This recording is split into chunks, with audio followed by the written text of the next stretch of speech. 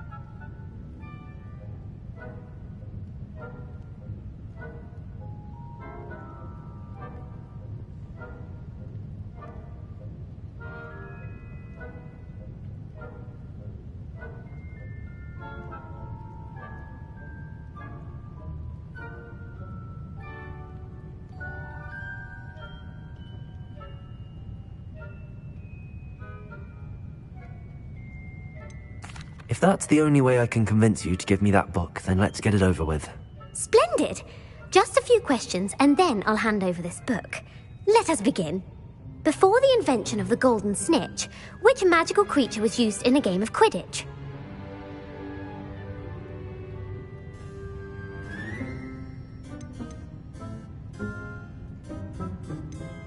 The golden snidget. Correct!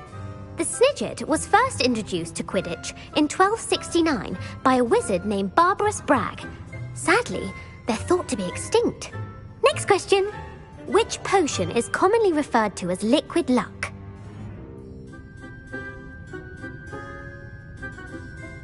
Felix Felicis. Well done! Since it makes the drinker temporarily lucky, Felix Felicis is a banned substance in all organised competitions. The tale of the three brothers involves which magical artifacts?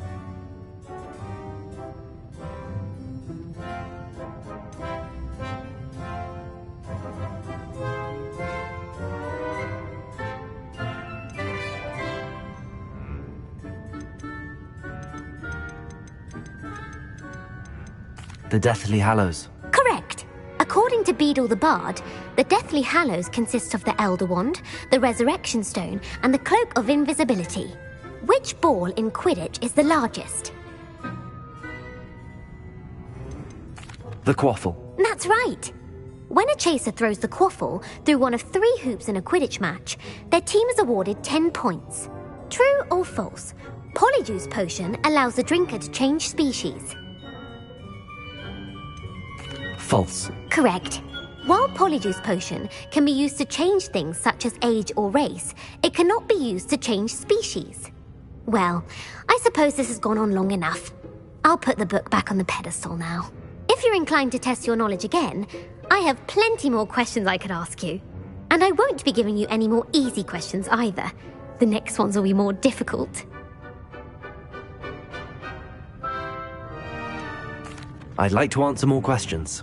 What governmental body directly preceded the Ministry of Magic? The Wizards' Council. That's correct. The Wizards' Council disbanded in 1707 after the creation of the International Statute of Wizarding Secrecy, which required a more structured government to support its enforcement.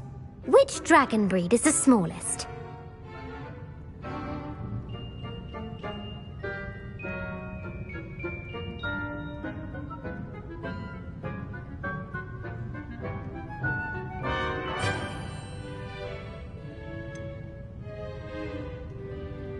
The Peruvian Vipertooth. Brilliant! Though the Vipertooth is the smallest breed, averaging at around 15 feet in length, it is also the fastest breed and feared for its venomous fangs.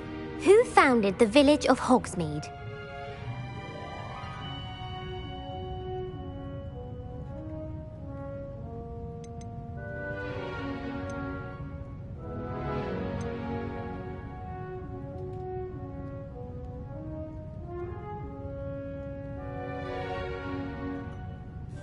Hengist of Woodcroft. That's right! It is believed that Hengist used the 3 Broomsticks Inn as his home. The hide-behind was accidentally created by crossbreeding a ghoul with what other magical creature?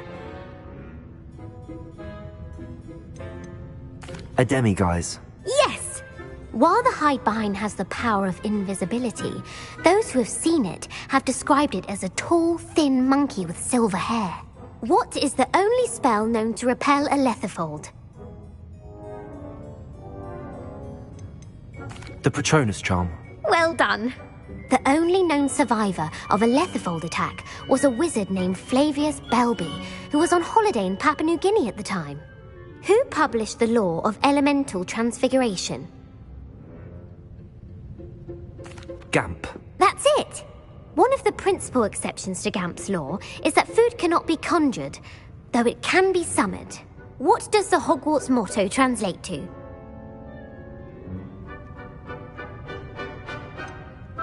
Never tickle a sleeping dragon. Correct! In Latin, the Hogwarts motto is Draco Dormiens Nunquam Titilandus.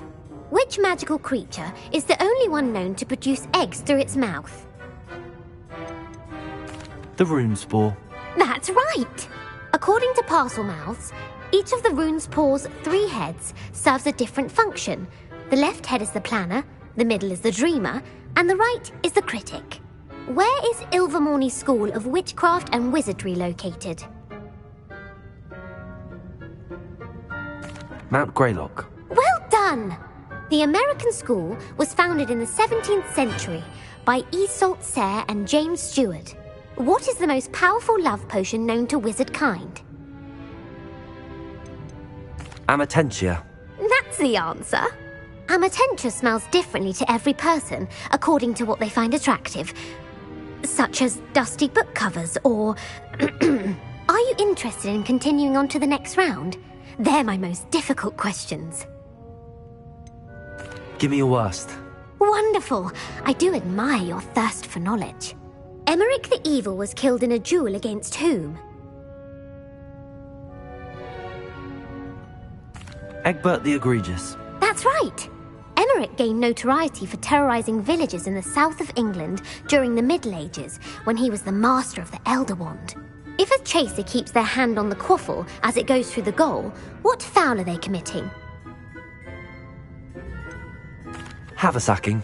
That's right! Blatching is flying to intentionally collide with a player. Stooging is when 2 chasers knock the other team's keeper away from the goals so that a third chaser can score.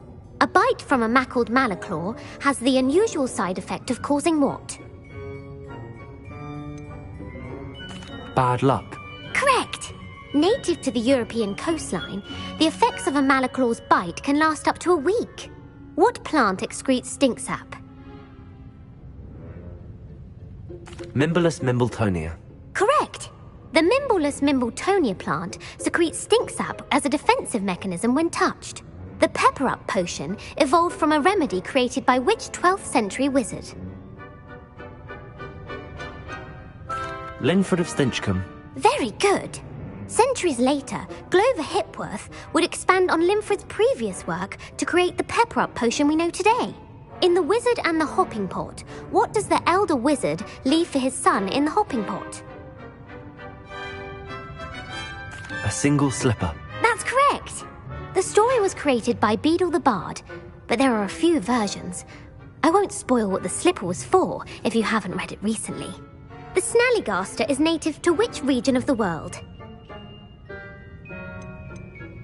North America. That's right. The part bird, part reptile is a distant relative of the Occamy and has serrated fangs and a bulletproof hide. Who is the Muggle knight featured in the Fountain of Fair Fortune? Sir Luckless. Correct! The 3 witches in the story are named Asher, Altheda, and Amata. Oh, I adore a story that ends with a twist. The world's largest kelpie is also known by what other name? The Loch Ness Monster. Correct. The Office of Misinformation has worked diligently to discredit any Muggle evidence of the kelpie's existence. Who was the first Minister for Magic? Ulick Gamp. Yes! Gamp's greatest legacy was the founding of the Department of Magical Law Enforcement. It outlawed the unforgivable curses. You've answered all of my questions. It's nice to know there's another student who appreciates the value of knowledge. I'm frankly astonished by how well you did. You have a talent for trivia. Thank you for humoring me by participating. I had a splendid time. I put the book back on the pedestal for you. Revelio to make quick work of this.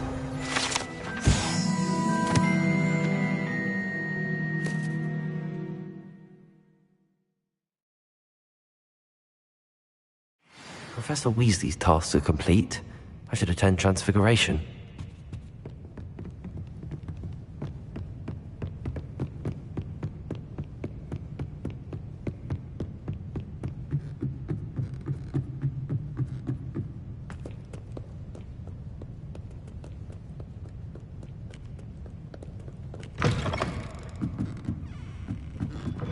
Relief to finally have an answer as to why that portrait was empty.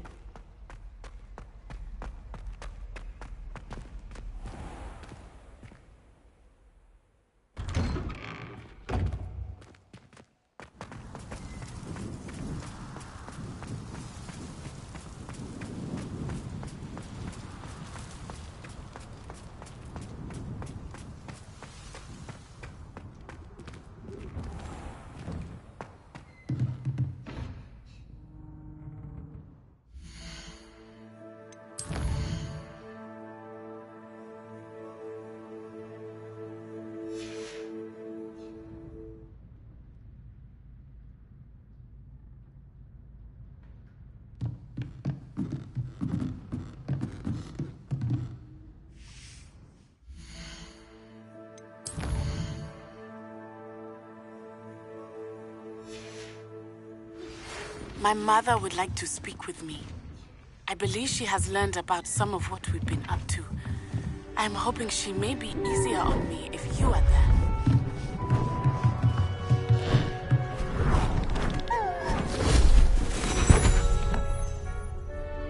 Settle down, settle down. Transfiguration, as you may be weary of hearing me say, is an exact science that can take a lifetime to master. But we needn't be daunted. Almost anything can be transformed if you can just perceive the potential within it. As I see in all of you, tremendous witches and wizards, every one of you. Or it could just be my eyesight. Now, you all know what to do.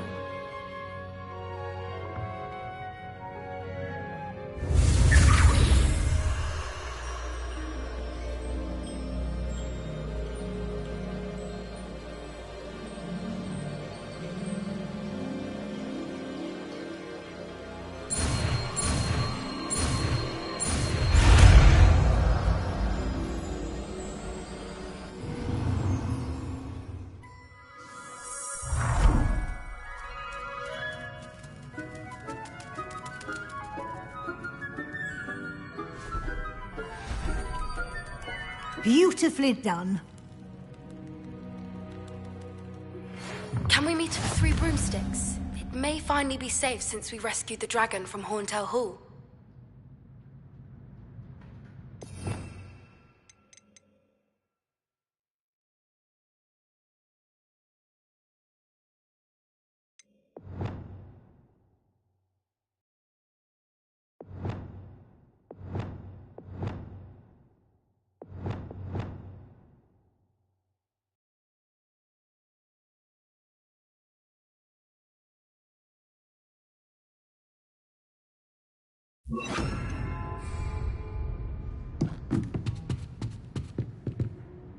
You wanted to discuss my progress so far this term, Professor? I did. You seem to have had no trouble in getting up to speed. And frankly, excelling in your schoolwork this year. Thank you, Professor. The extra assignments have been helpful. As I suspected they would be. Now, it seems you've been making excellent use of the opportunities presented by your field guide. Of course, the guide isn't the only measure of success. Deke tells me you captured a unicorn and brought it back to the Room of Requirement. Protecting so rare a beast is an accomplishment of which you can be quite proud. Thank you, Professor. I will say I'm especially impressed with all you've accomplished in light of the rumors of your extracurricular activities. Were your meetings with Professor Black's house elf and exploration of various caves down by the lake connected in any way to Professor Fig?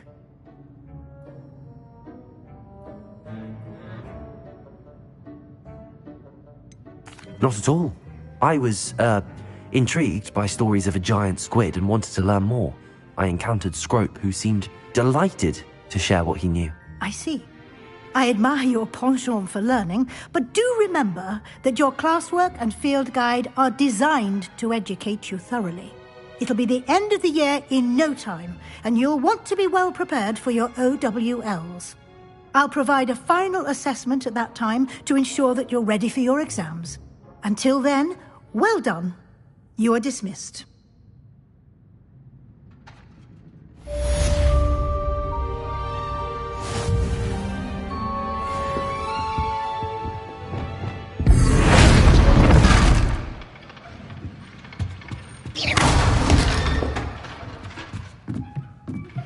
Since our visit to Feldcroft, something dawned on me about the triptych.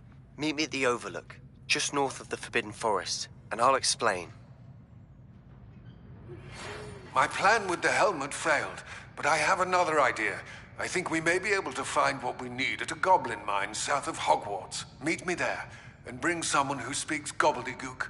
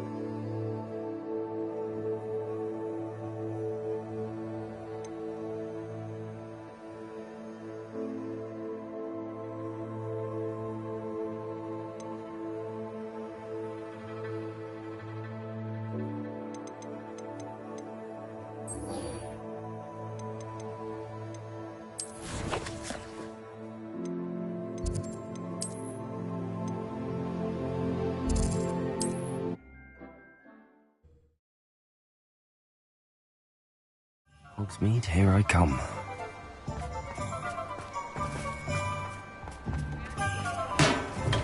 Thank you again for delivering those potions to Madame Lawing. Saved me a lot of time and trouble.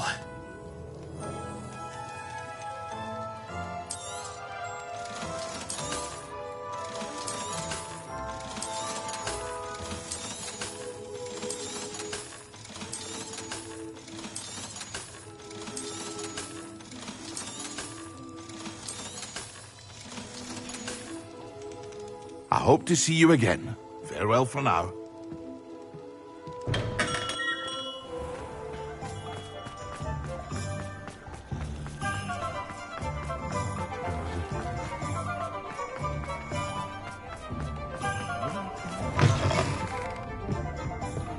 I'd take up her botany if it didn't involve so much dung.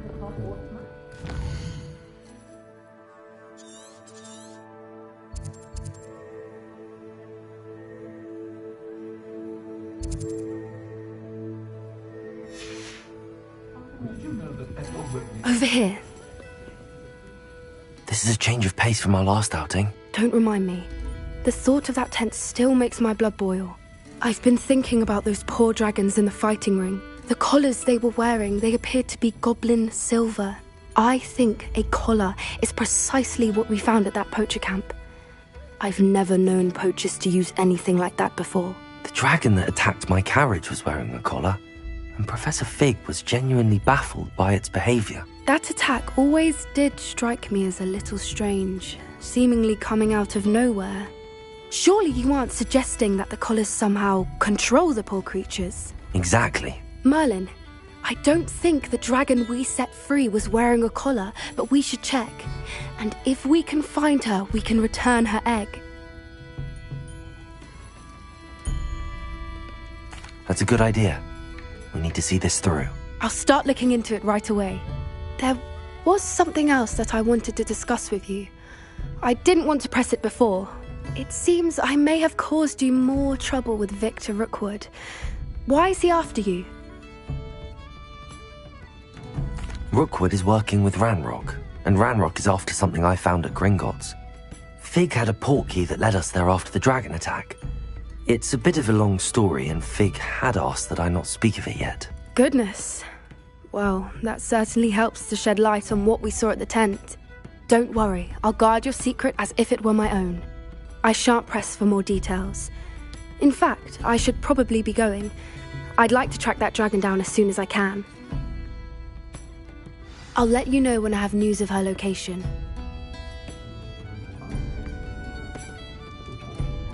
Oh, I do hope Mary and her neighbours aren't harmed. Excuse me, sir. Are you all right? Just barely. But I don't want to trouble a student with my woes. I am indeed a student, but I could very well be able to help you. I'm not so sure. Name's Crispin Dunn, by the way. I trade in the surrounding hamlets. Do the most business in Arranshire. A lovely little hamlet. Just stunning gardens. Just the other day, the Daily Prophet ran an article on its scenic hedgerows. Actually, before I go on, I should ask, are you afraid of spiders? Spiders don't bother me at all. You'd be impressed by how many I've dispatched lately. Lucky you. The hamlet's overrun with the vile things, and they're acting abnormally aggressively. I'm concerned about my customers, of course, but it appears that most of the hamlet's residents fled to safety. It's my friend Mary I worry about. I haven't heard from her, and I fear she's trapped in her cottage. Understandable, but why don't you check on her yourself? I would, but I have a crippling fear of the eight-legged beasts, which I, unlike you, seem incapable of conquering. I don't know what to do. Can you think of anyone who can help Mary? I'll try my very best, Mr. Dunn. Please do. If you can think of anyone that may be brave enough to help, I'd appreciate it.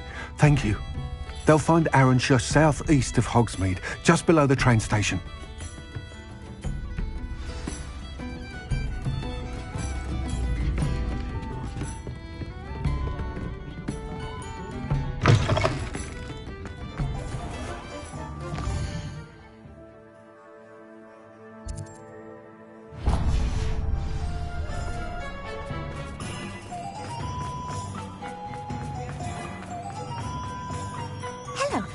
pardon me? Hello there. Was there something you needed? Hello. I was wondering if you would be interested in having your own shop and a house elf to help you with it. Penny's the name. Penny's mistress is selling this shop, and Penny is most eager to start working with the new owner. It might surprise you to know that Penny can sell practically anything. Oh, it would be wonderful to have a place to sell things and someone to help me. You'll be able to give Penny almost anything that you want to sell. It will be no work at all for you once the shop is up and running. If you want the shop, and Penny hopes that you do, you should talk to Penny's mistress as soon as you can. Her name is Cassandra Mason. Why is your mistress selling the shop? And you? Penny cannot be certain, as Mistress Mason so rarely confides in her. However, she repeatedly mentions how tired she has become of trying to let the shop. She has had rotten bad luck with the last few tenants.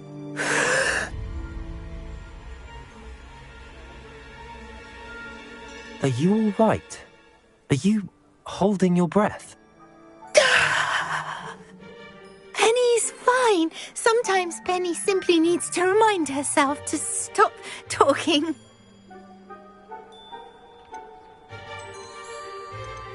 What kind of things would I be able to sell in the shop? All kinds. Anything from essence of Dittany to mooncalf fur. If a buyer exists for something, then Penny can sell it and get the best price. Just ask Mistress Mason. Why are the premises in such disarray? Oh, the previous tenants were not able to manage very well. They seem to have given up rather quickly.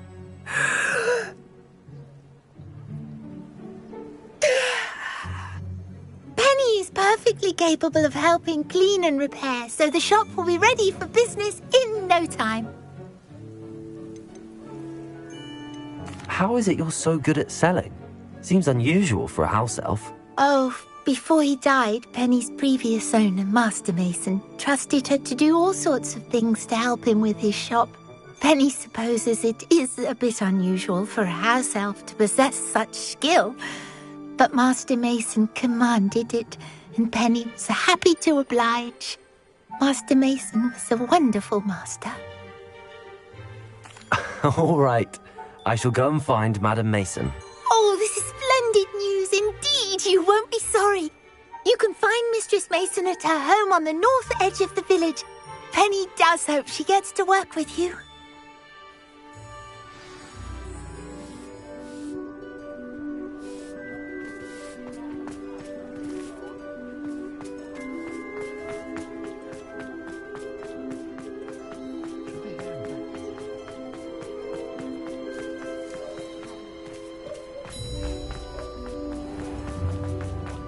Revelio.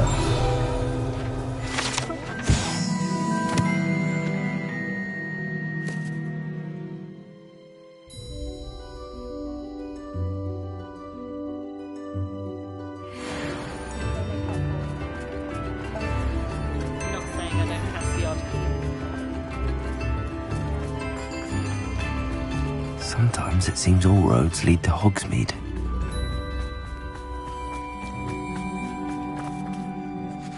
Hello, Madam Mason. I understand you have a shop to sell. Why, yes. Yes, I do. Are you interested? Yes, I am. I've always wanted to own a shop. How marvellous. I think you will find my terms quite generous. But, and do please forgive me for asking, don't you think you might be a tad young to own a shop? I have a knack for this sort of thing, if I do say so myself. If I can meet your terms, I hope that you'll sell to me. Well, I reckon you have the confidence needed for such a venture. And of course you'll have Penny to help you. That elf could sell tea to a troll. I assume she told you she comes with the place. She did indeed. I like you. Tell you what, I shall sell you the space for an exceedingly fair price. I think you might just be shrewd enough to make a go of it. An exceedingly fair price for a shop and an elf. What's the catch? Huh? You are wise to be wary in business dealings. No catch, really. I simply ask that you allow me to do you the favour of buying the shop back, at a discount, of course, should your efforts fail. The last thing we need here in Hogsmeade is for one bad apple to spoil the barrel, if you get my meaning. Ha! Your faith in me is overwhelming. You're sorely mistaken if you think I'm going to fail. There's that confidence again. And, of course, I wish you every success. Do we have a deal? What precisely do you mean, should my efforts fail? Honestly, I only mean that if for some reason you're unable to keep the shop going, I could help you cut your losses. That's all. But, as you've implied, the odds of that happening are remote. The shop seems to be in an ideal location. Why has no one purchased it yet? It is indeed. But I've just decided to sell. I've grown weary of being a landlady. My late husband was the one with a passion for shopkeeping and business in general. You'd be wise to take advantage of this opportunity before the offers start rolling in. It looks to be rather a mess. Why haven't other tenants been able to make a go of it there? As you've no doubt considered, running a shop is not as simple as those less savvy might think. The new owner, however, will have something that previous tenants did not. The benefit of Penny's particular prowess. Her assistance will make all the difference, I should think, in both getting the shop ready for business and ensuring its success. It does sound intriguing, but I need to consider my finances first. I'll come and find you if I'm interested. Very well, but I won't be able to keep the shop available for too long. If you do want the shop, I'd advise you to return to me as soon as possible.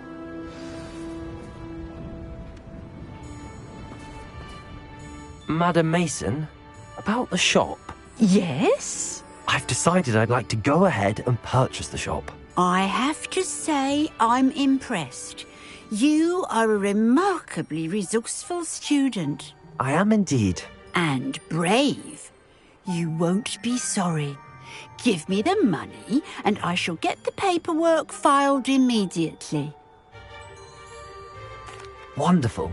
Shall I head directly to the shop? Please do. Oh, one more thing. Since my husband died, I've not been able to bring myself to retrieve some of his personal items. They're in a chest at the back of the shop. Penny has the key. As you get organised, I would be terribly grateful if you could help an old widow and gather his things for me before you open for business. I wish you the very best of luck in your endeavours. Penny will meet you there.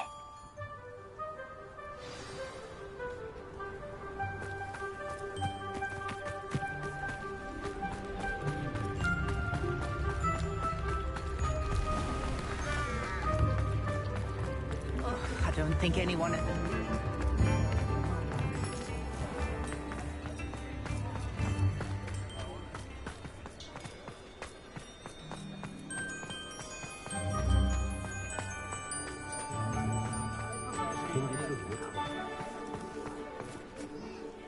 Well, I've done it, Penny. The shop is mine. Oh, Penny is so pleased. Penny was hoping you would be the one to purchase it. I'm glad you're here to help me. Goodness, what a kind thing to say. Penny will do all that she can to make this a success. There is much to do. The last tenant left in a bit of a rush, so we'll need to clean up and do some repairs. Well then, let's get to it. Penny is ready. Between the two of us, we should have this place up and running in no time.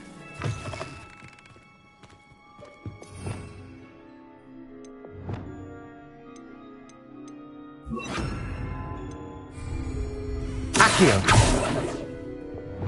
Reparo.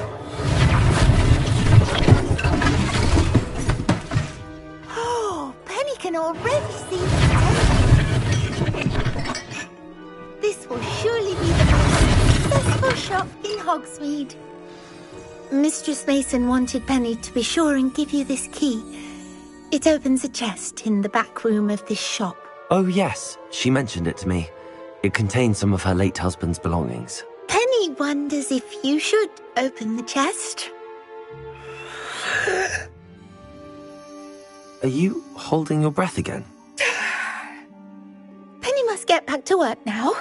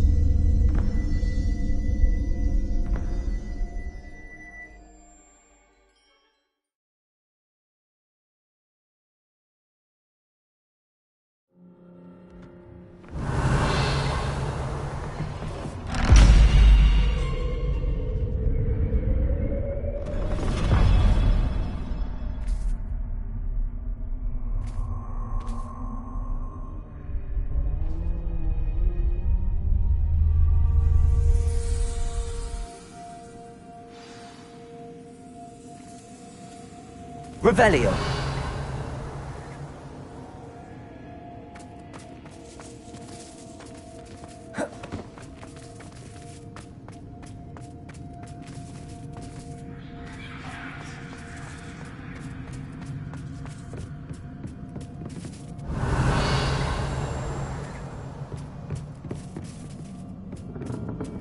That's odd. Why would someone store one hat in here?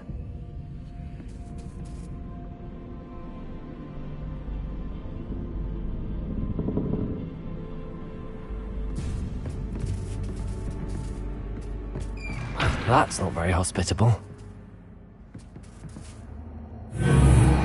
Oh, goody! Someone to play with. You seem a cunning sort. What fun this will be! For me, at least.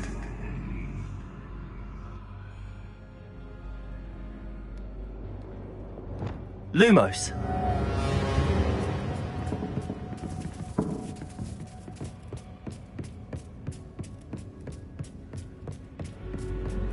That's new.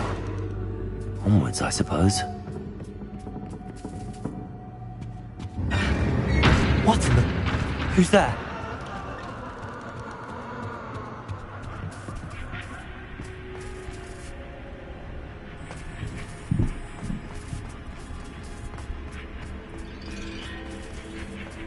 Lumos.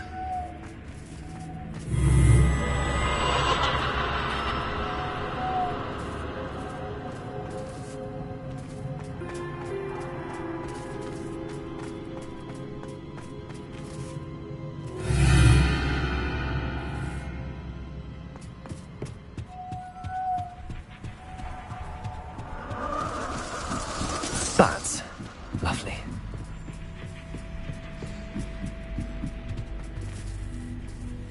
Reparo. Lumos.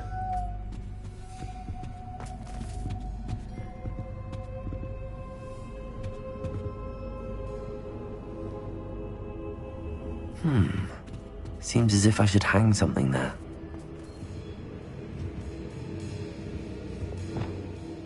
Accio! Wingardium Leviosa.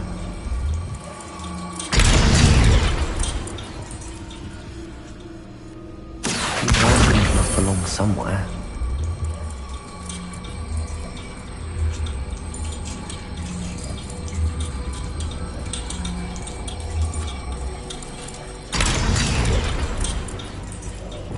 Lumos. Perhaps the lanterns are meant to be hung on the hands. How enlightening! You might survive a bit longer than the others.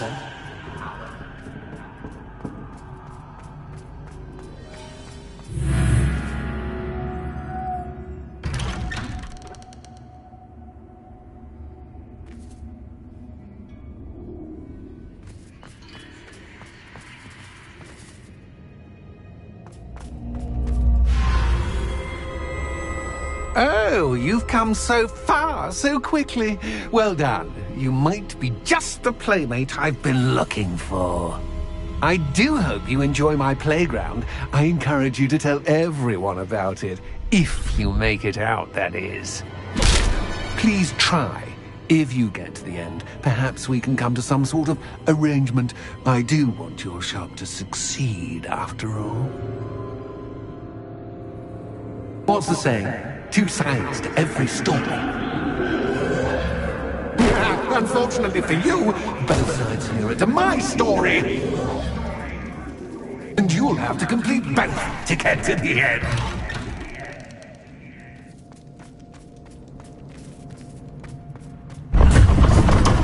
Lumos. Ah, you've chosen the scholarly route. You'll need more than you've learned from books to best me.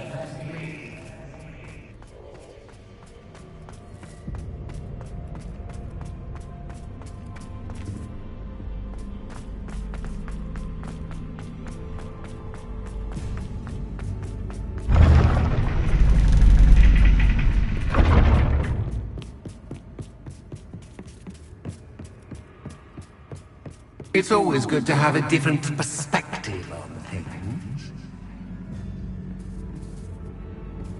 Revelio.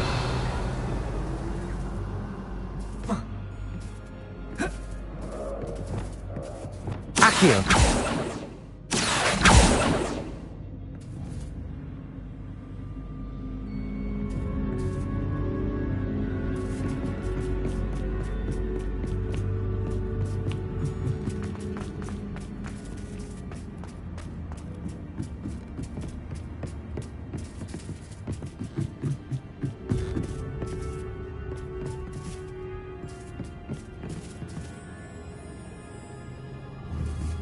Accio.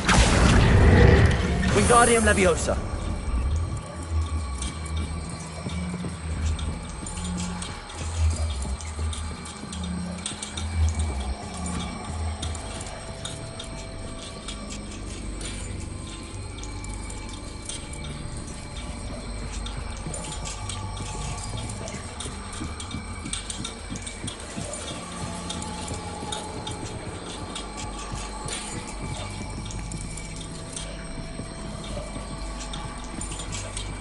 So much fun to be had. My head is spinning.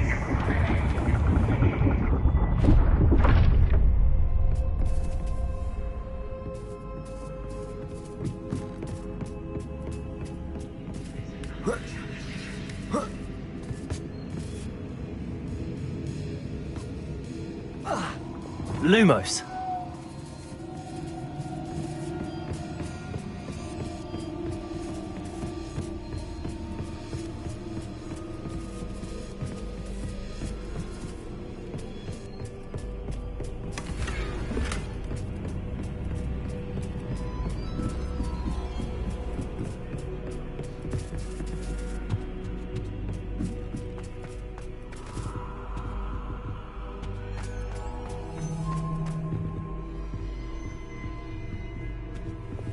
Accio. Wingardium Leviosa.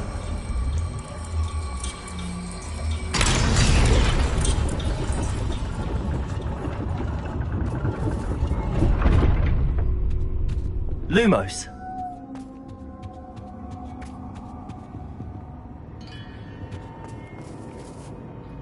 Perhaps I should pull the lantern into this room to cause the room to rotate again.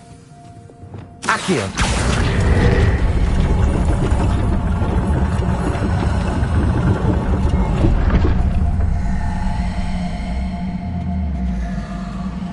Wingardium Leviosa.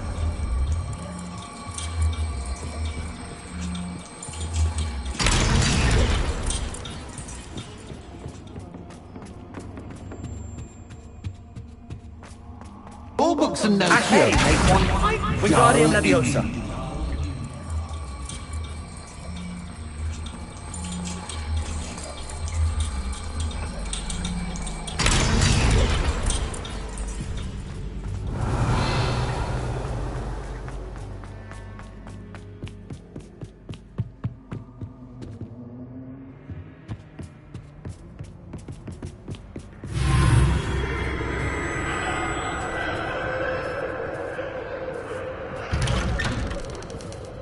Lumos.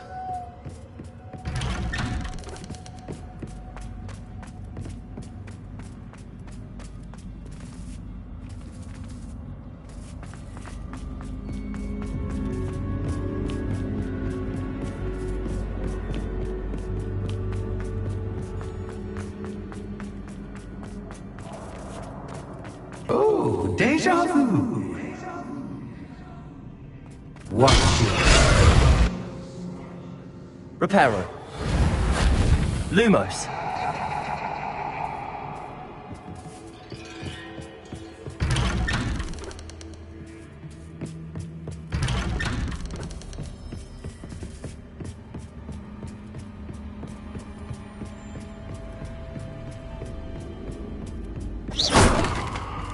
Lumos.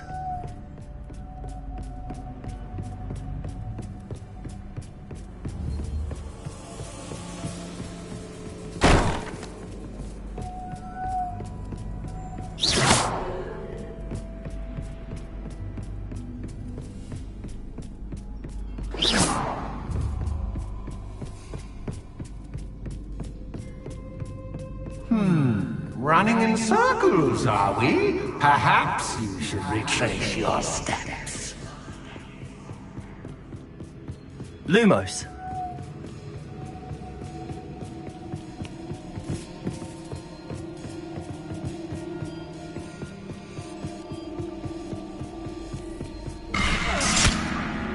What was that?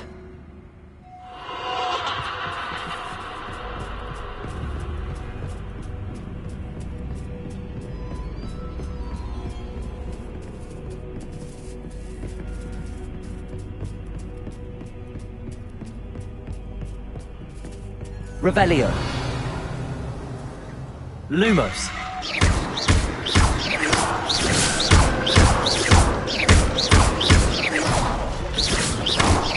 Lumos.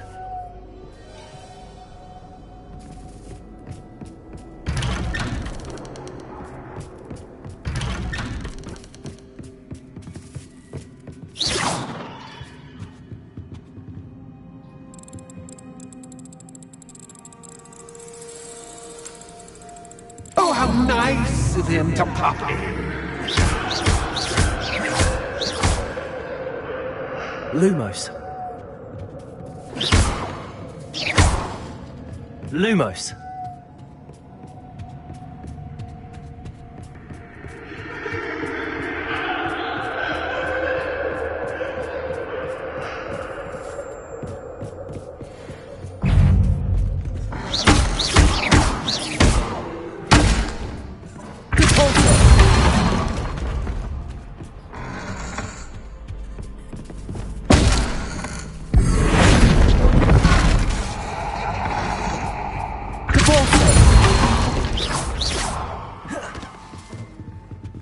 Confringo.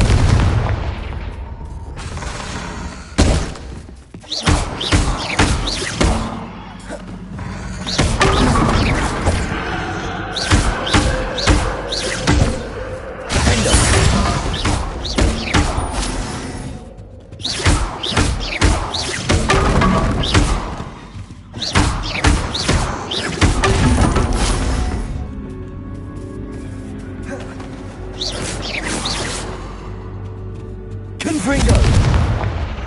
Descendo. Defendo.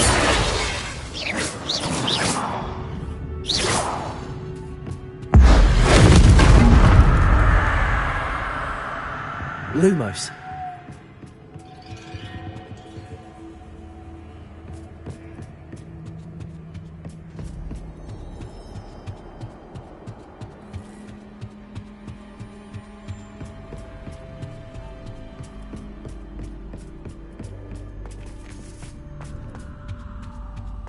Home sweet. Accio. Wingardium Leviosa.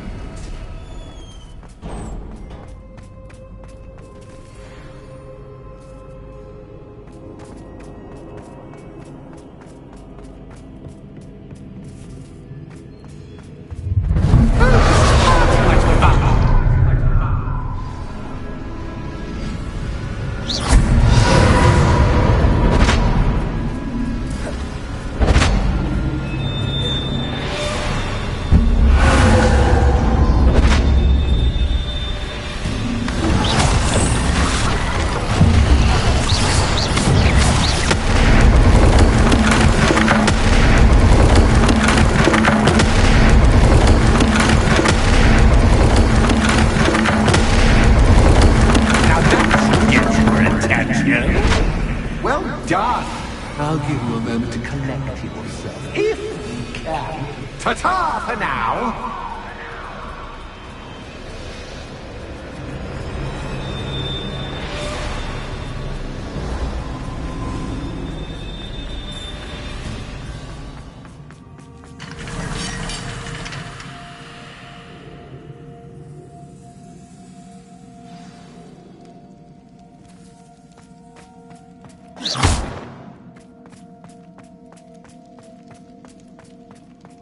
I simply adore this blooming place. Don't you? You know, foliage, like most Revelio. living things, won't survive. Bombarda. Expelliarmus. Confringo.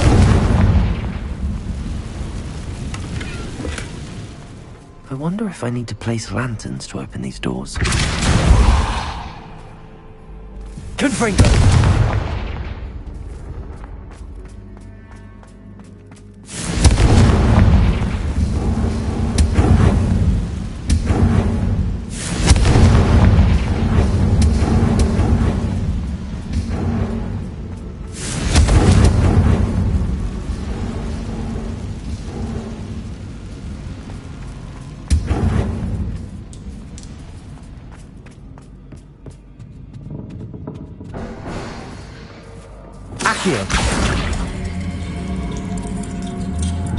Wingardium Leviosa.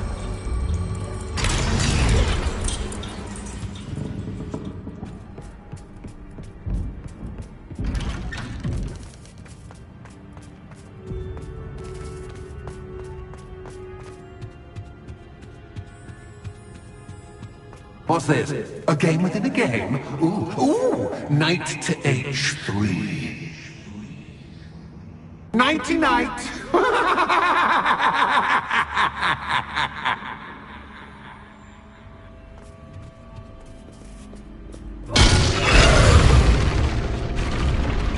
That was the wrong square.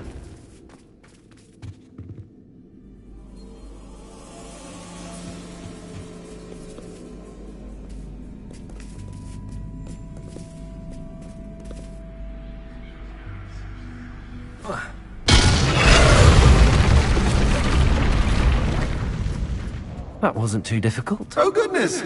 I do hope you're having as much fun as me. I think I'll keep you around a bit longer.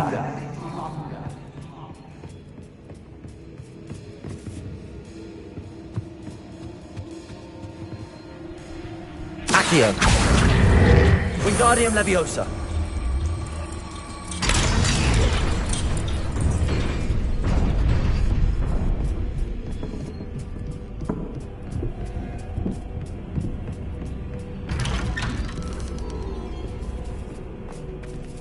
Accio. Wingardium Leviosa.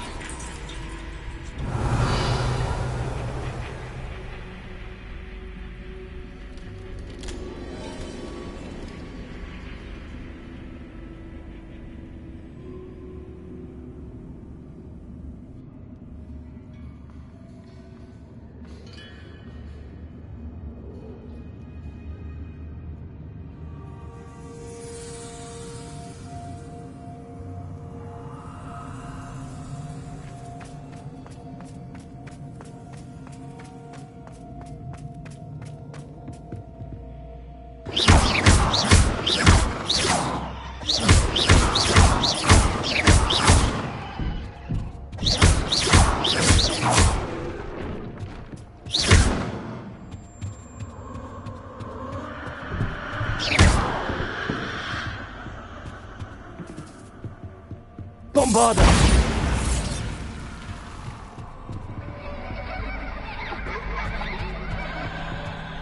Accio! Oh, I'm afraid of the dark! Wingardium Leviosa. Does it worry you that I can see you, but you can't see me? It should. I'd offer you a seat as I'm rearranging the furniture. Plus, don't want you getting too comfortable for what story-wise.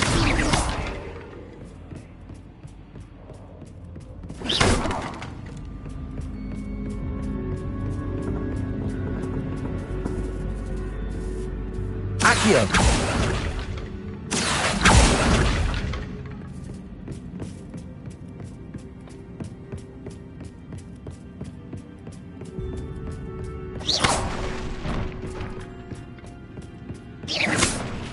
Accio!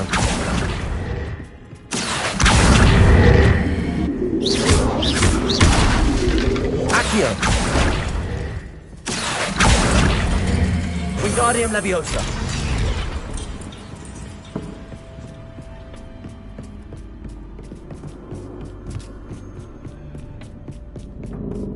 Accio! Wingardium Leviosa!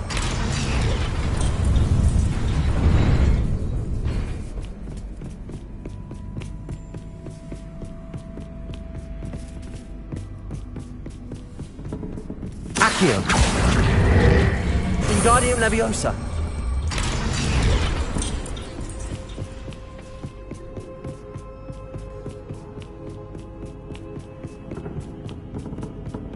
Brilliant!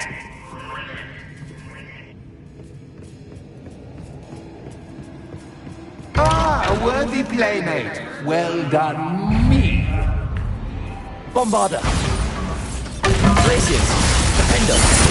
Potato! Stupid! Confringo! Stupid! Stupid!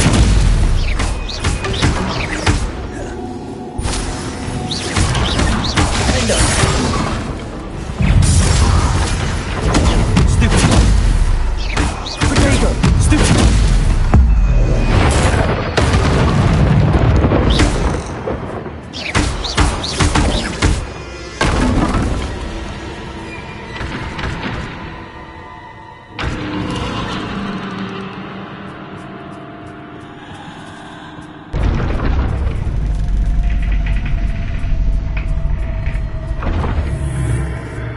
Lumos.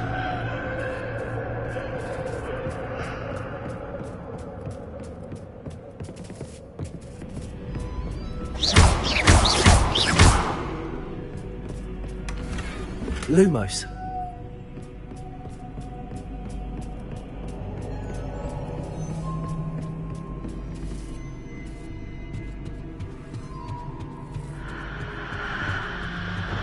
Accio.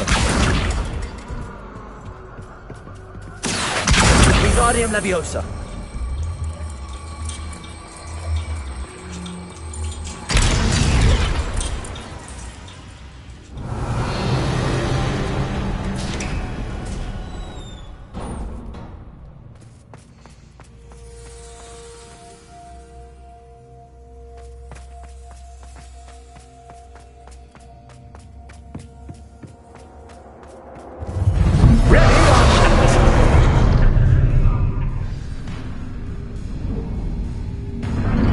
Time to raise the stakes, Accius. Where shall I put this?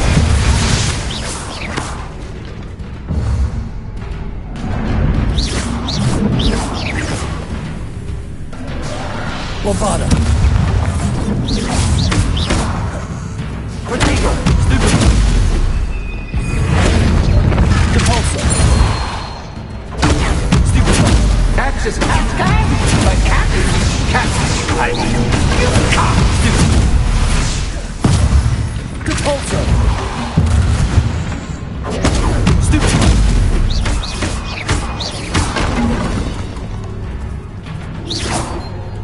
Now that should get your attention. Well, this has been fun. Much to do, much to do. See you in a bit.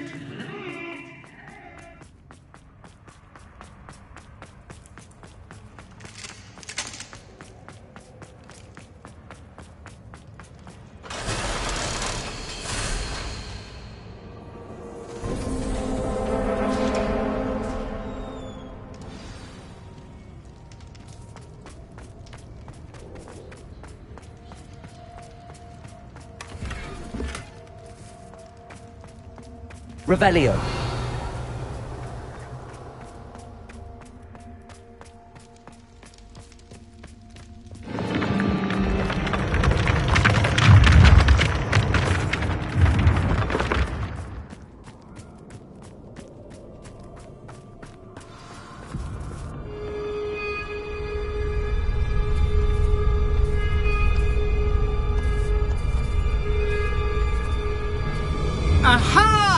Finally! You, my inordinately clever friend, appear to have traversed this seemingly never-ending dungeon relatively unscathed. And now I suppose you'll want to go. Everyone leaves me, usually in a straitjacket, never to return. I'm starting to take it personally. I'm tired of having no one to play with. Ooh. Tell you what, I'll make you a deal. If you can match wits with me now and agree to give me unfettered access to the shop for, say, 1 day a month to have a little fun, I'll sign a contract. Pursuant to which, let me see, I will blah, blah, blah, blah, blah, blah. Oh, yes, leave you and your customers alone at all other times, etc., etc. You get your shop, I get my chaos. Sound acceptable? Excellent! Let the games begin!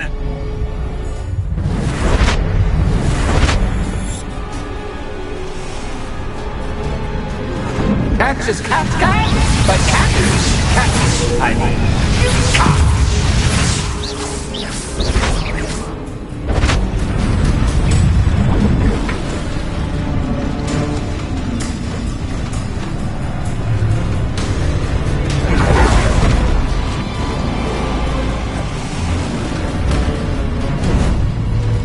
Confringo, Confringo,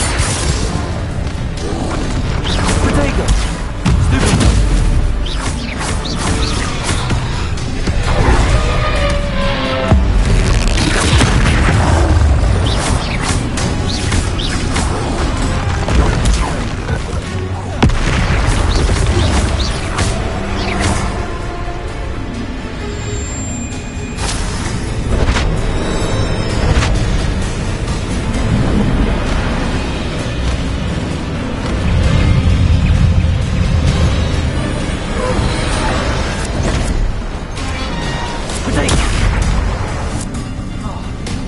Bombarder.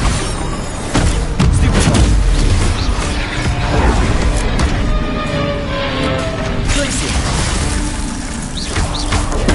Stupid one. Stupid one. Stupid one. Potato. Stupid one. Stupid one.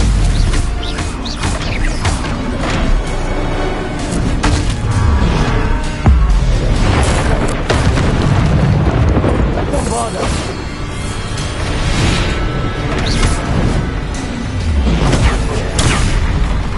Window.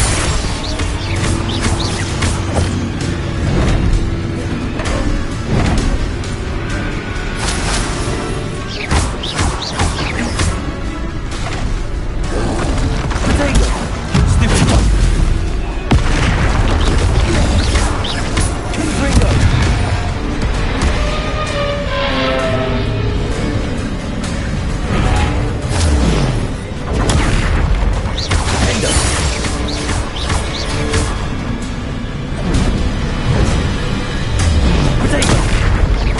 Confringo.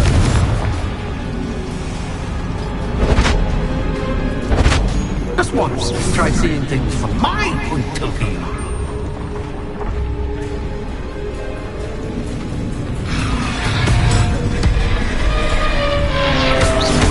Defender.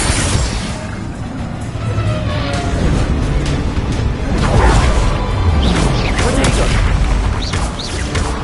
Confringo.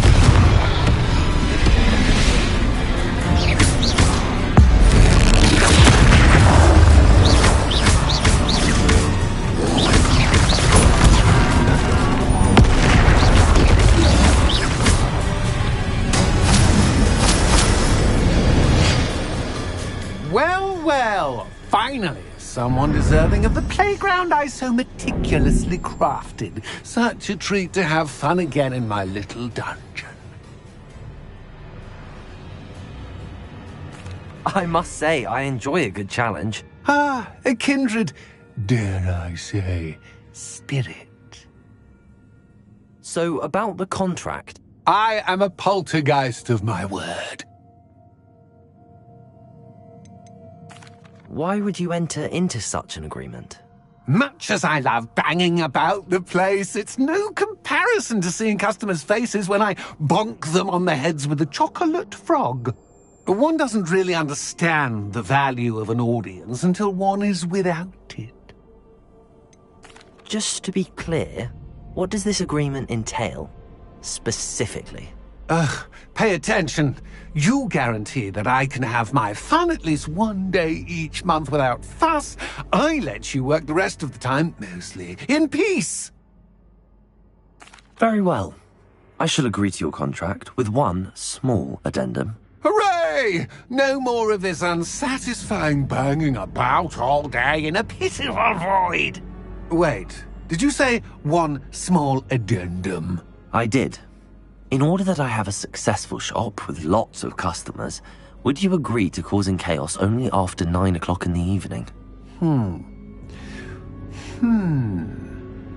Would you agree to at least 2 days a month instead of one? I would. Pleasure doing business with you. You've worn me out. Well done. I had a feeling about you. I have to admit, Cassandra did a wonderful job finding the perfect playmate.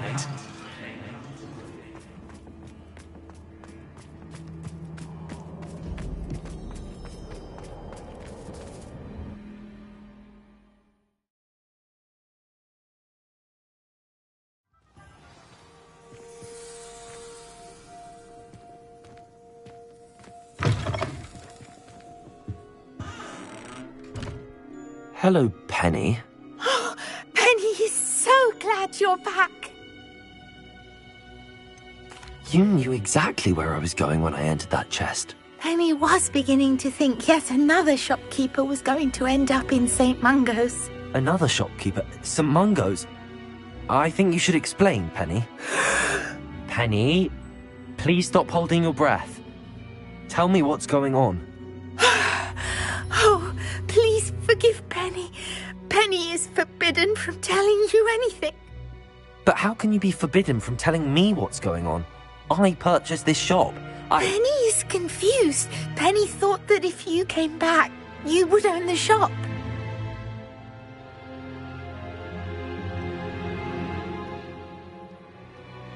Thank you, Penny. I think I'm going to need to talk to the authorities. Oh, Penny is certain that's a brilliant idea. Officer Single will know what to do. Penny will wait right here.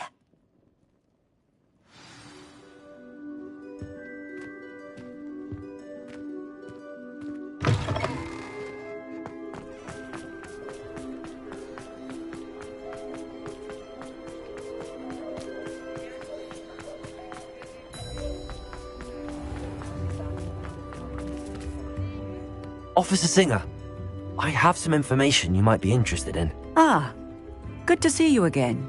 What can I do for you? Cassandra Mason sold me her shop and then tried to drive me mad in a haunted dungeon.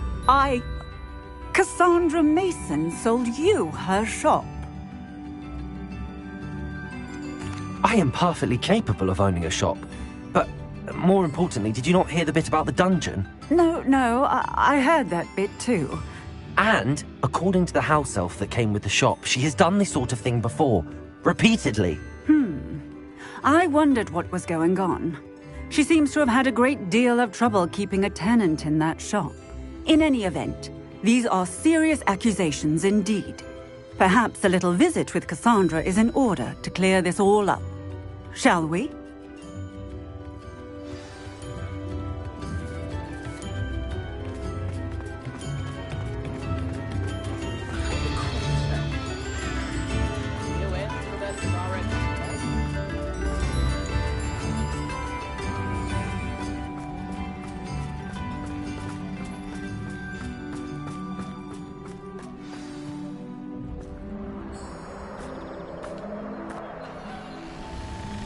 Oh, hello, Ruth. I see you've met my new tenant.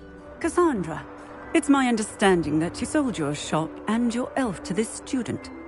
Now, they've been telling me some very interesting stories about your business practices. Perhaps you should come with me.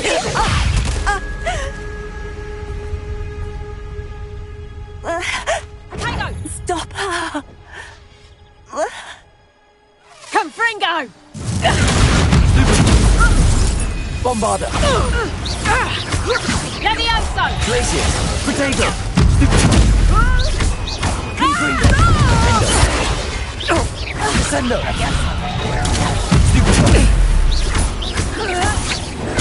Stupid! Confringo!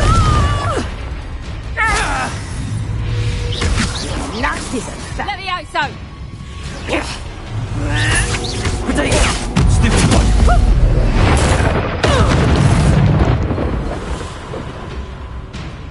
What on earth are they teaching you at that school these days?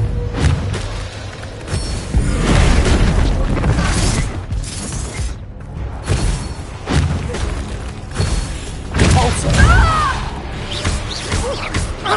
Confringo! Window! Such a sass. Levioso!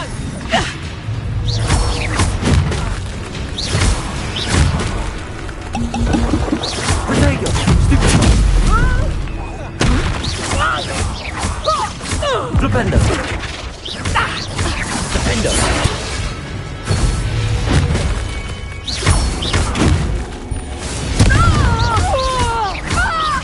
Bolso! Sendo!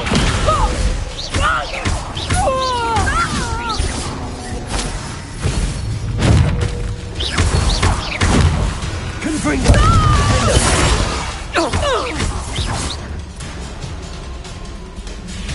I should have known better than to do business with a wily student.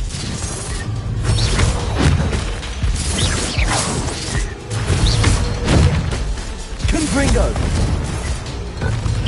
Protego! Defendo! Bolso! Confringo!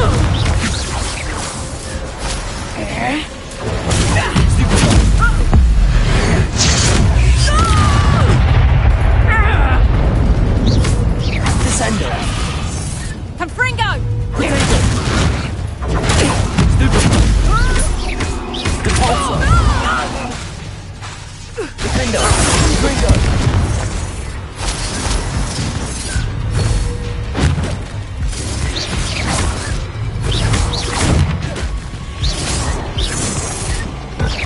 Protego! Stupid one! Confringo! Defendo! Depulso!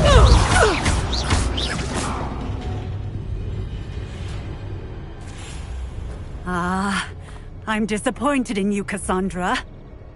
Incarcerate! You don't know what you're doing! Don't I? I always wondered why you couldn't seem to keep a tenant in that shop of yours. I must admit, the notion of a haunted dungeon never crossed my mind. Thanks for this. You can head back to the shop. Check on that house elf of yours. She's probably terrified. Scrawny little traitor herself! I should have known it was... Silencio.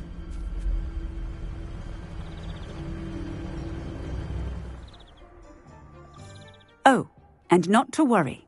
Cassandra will immediately file the paperwork needed to grant you ownership of both the shop and the elf. On her way to Azkaban. Thank you, Officer Singer. Best of luck to you as the newest shop owner in Hogsmeade.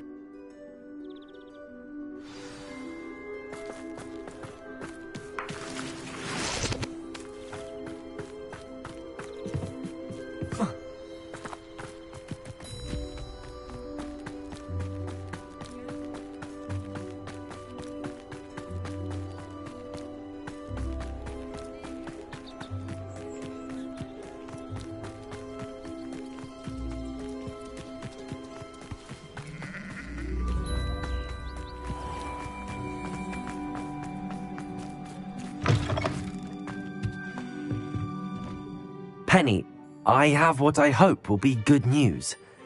Officer Singer confirmed that ownership of the shop has now transferred to me. Oh, well, that is good news. Penny is so relieved. Penny had the most difficult time keeping the truth from you. Penny promises to work as hard as she can for such a kind new owner.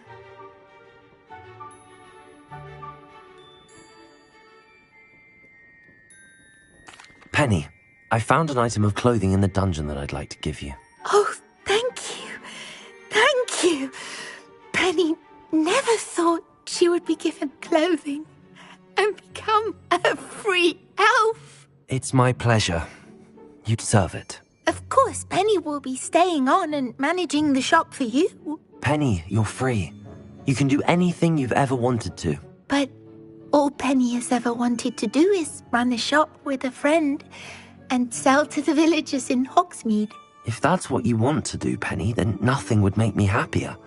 I'm genuinely glad you'll be staying on. Penny is too. All that's left is for you to choose a sign for your new shop, and Penny will take care of the rest.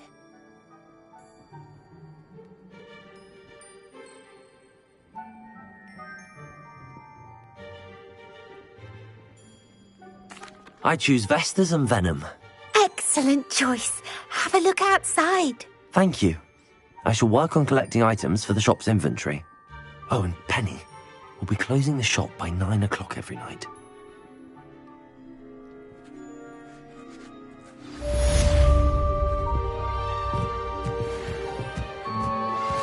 Anne is getting worse. If there is any chance that the relic from Slytherin's spellbook can help her, I must find it. I'm requesting your help.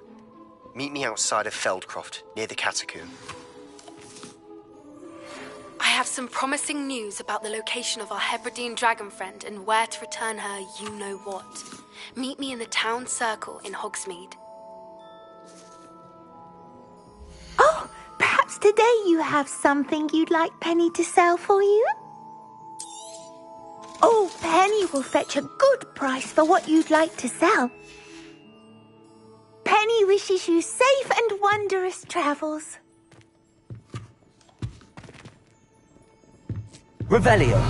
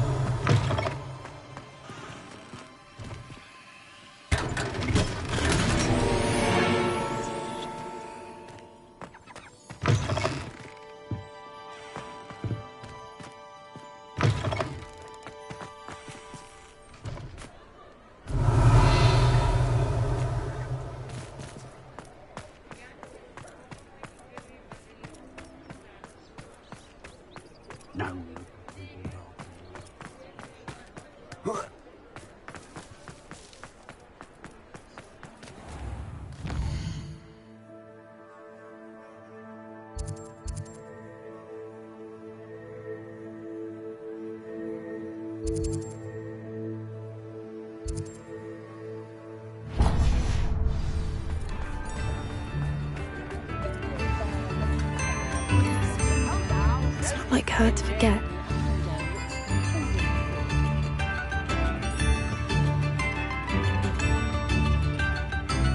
I didn't keep you waiting, did I? Not at all. I was just at the post office. Gran told me to expect a package, but it looks as if she forgot to send it. She didn't send me an owl this week either. Perhaps she's busy with her research. What kind of research is she doing? It varies from week to week, but it's always to do with creatures. Last week she was studying leg knots in plimpies.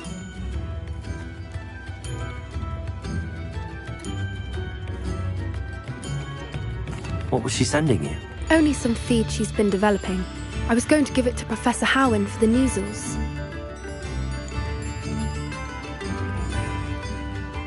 What did you find out about the dragon you were tracking? I realised that she didn't know the poachers had her egg, so when she left Horntail Hall, she would have headed straight to her nest. I went back to the tent and tracked her flight. How do you track a dragon long after she's gone? Tree canopies, burn marks, things like that. Well done. You certainly know what you're doing. I can't be certain, but I have an idea of one place she may have been heading. I thought we might go and see it for ourselves. Of course. Shall we leave now? If that's all right. I want to see how she's faring if she had a collar on. And she's likely frantic about her egg.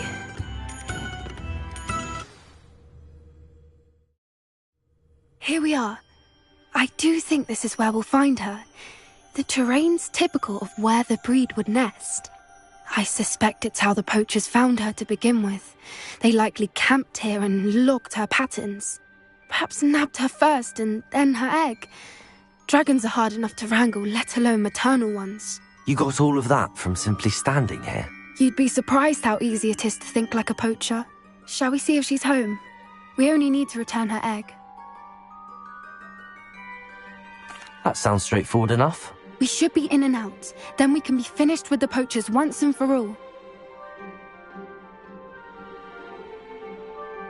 Well then, let's find our dragon and return her egg. Wonderful. If she sees us flying about, she might take it as a sign of aggression or food. We should stay on foot. Oh, and one more thing. Let's not agitate her. Goodness knows she's been through enough already. I'm ready when you are. There she is, above us. She did make it home safely. Oh, good. It looks as if she wasn't collared like the other dragons.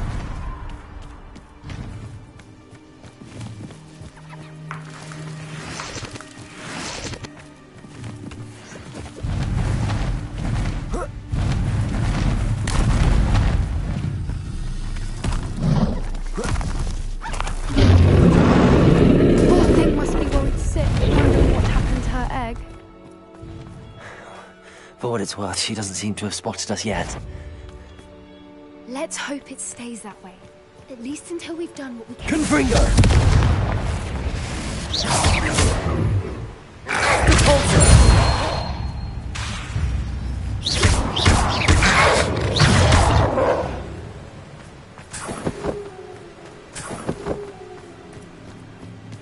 I wonder how many they brought to capture her. At least 10 usually. Repair her. She's fantastic. She's breathtaking. From a distance.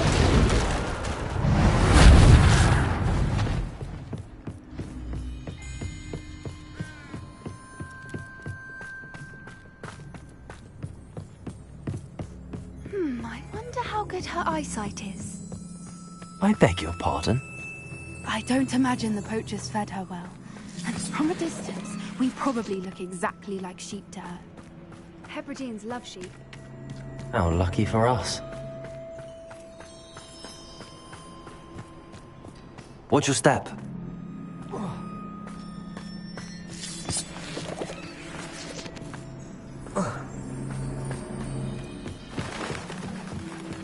And starved to pick off a grabhorn.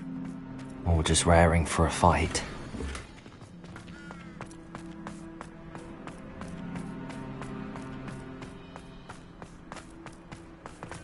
Quiet, what was that?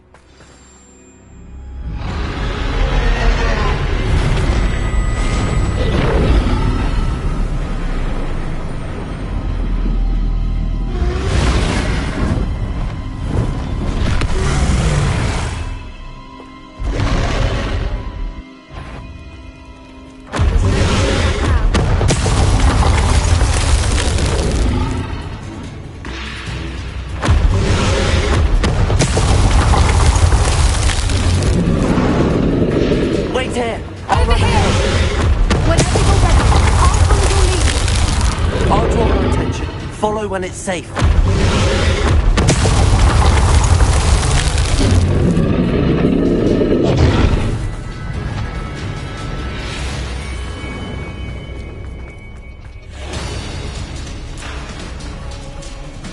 Watch out! It's her domain. She'll make sure She isn't making it easy.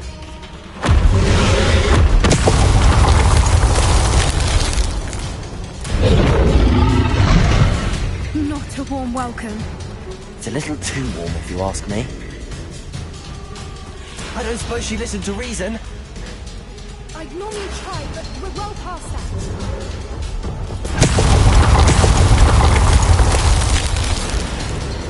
Get to that opening below her.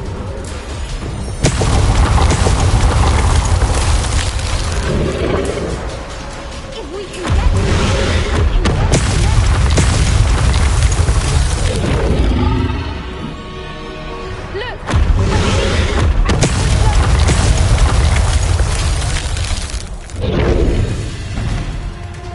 She's leaving!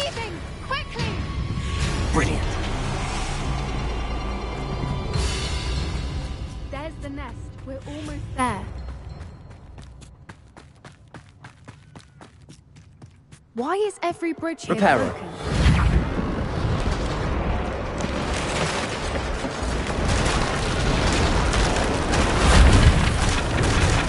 Now, if we just return her egg, we can hopefully make it out without too much fuss.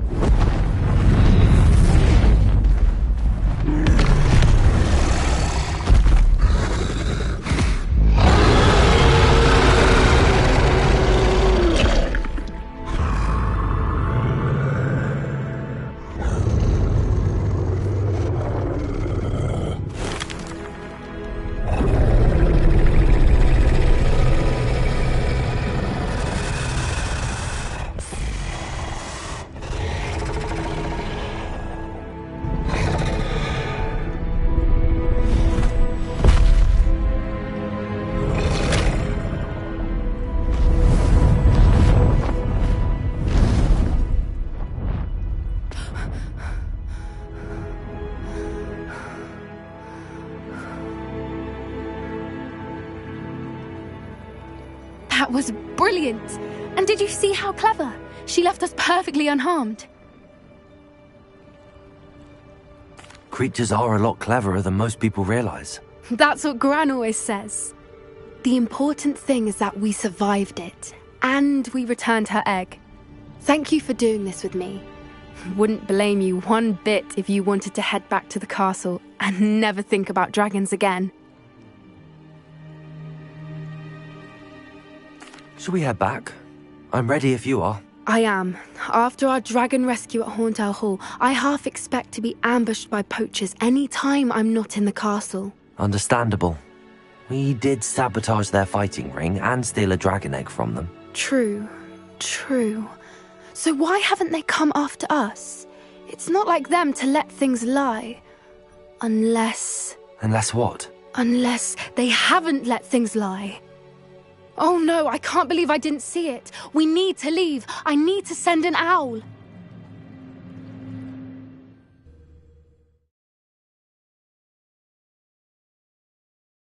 How could I have been so blind?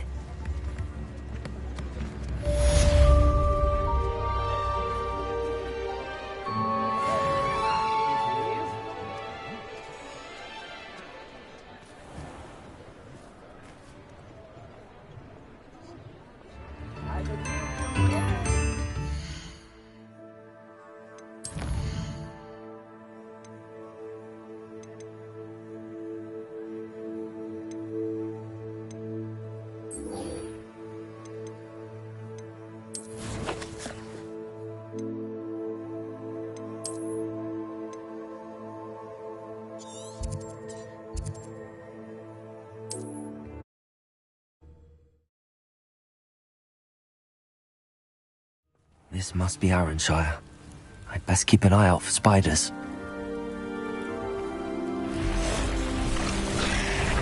Bombarda!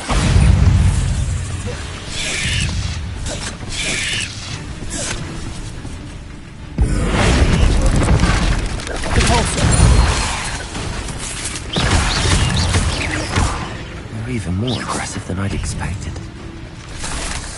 Protego! Confringo! Defender!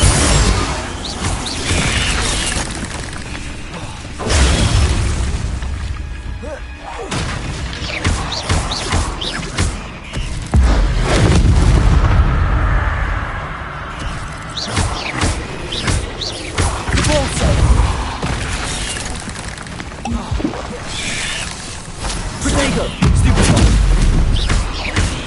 Confringo!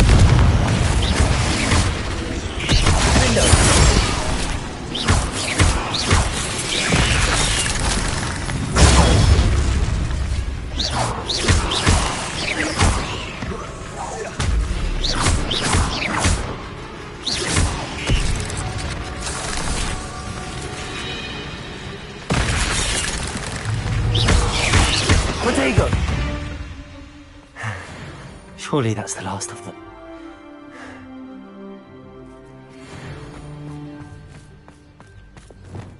Reparo!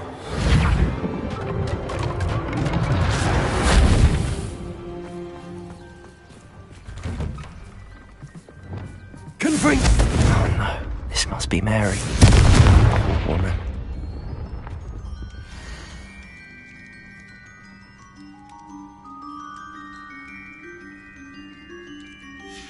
If Mary was breeding these things in her cellar, that means there are more underground. I'll need to destroy every last spider in that cellar if this is to end.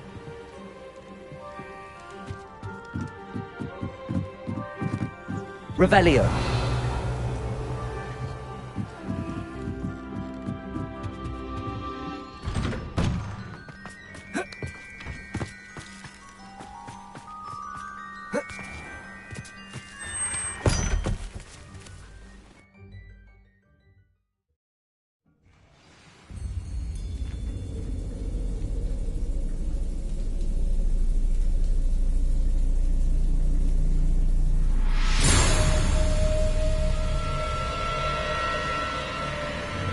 This is where Mary bred the spiders, they're not here now.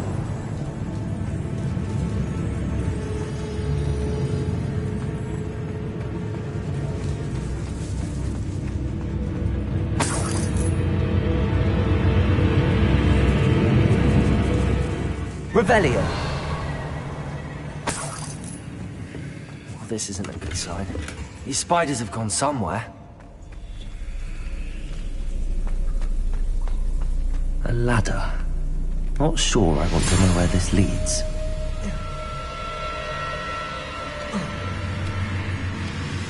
I'd best be ready for whatever I may find down there.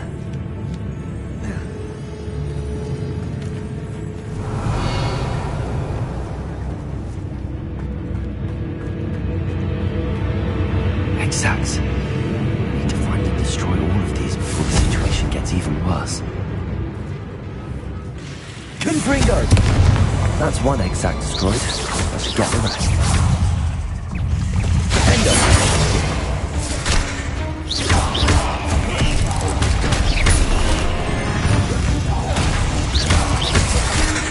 Confringo! Takes not to be destroyed.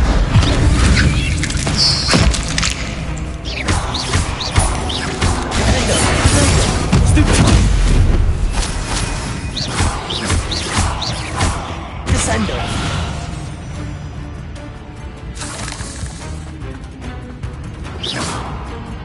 Revelio.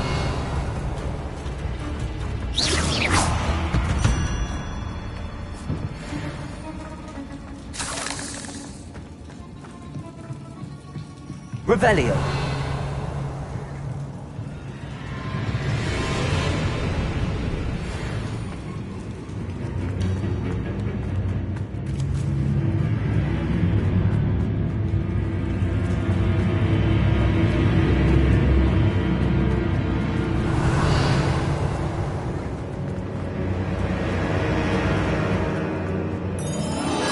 Confringo! Confringo! Protego!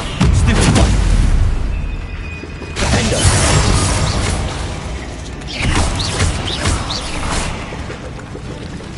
Half finished, but I need to destroy all of the exacts. Confringo! Defendo!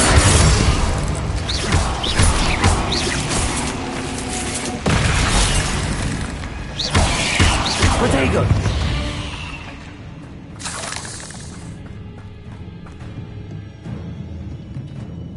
Confringo! I can't let you harm Arrantia any more than you already have.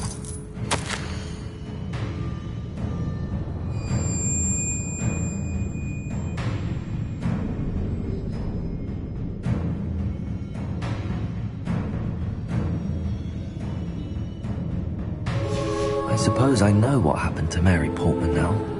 She was breeding the spiders.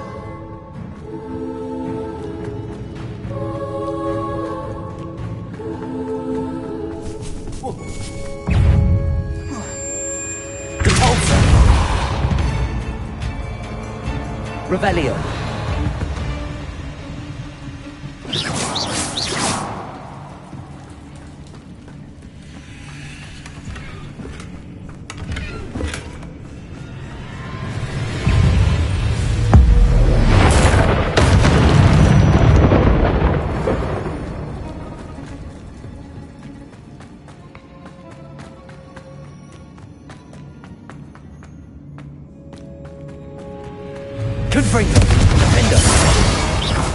Descender! Repulsor!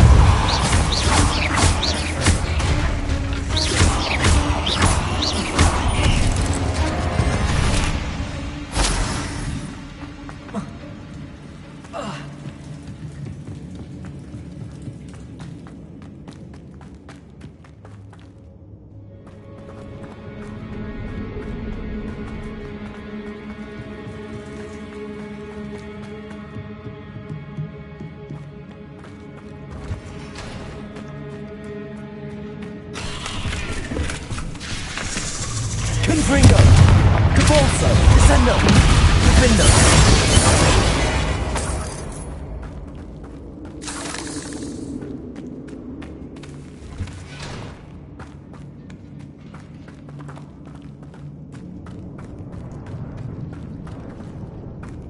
Revelio! Depulso! I hate to think that they see me, but I don't see them.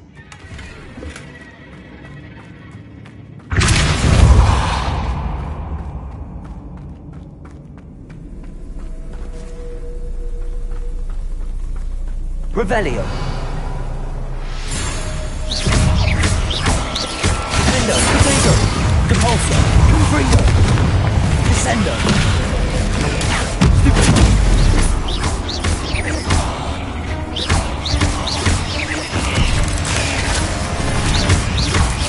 Defendo, Confringo.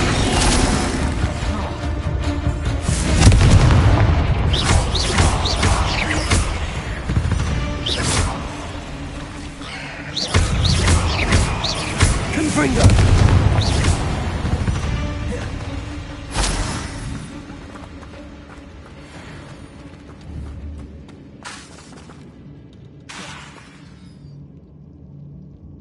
Confringo! This is definitely going to anger your parents.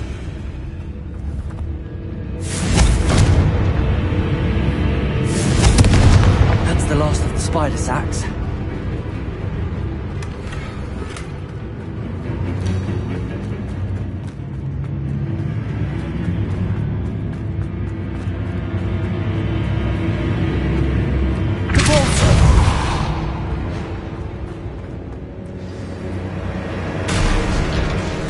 I hope that's the last spider.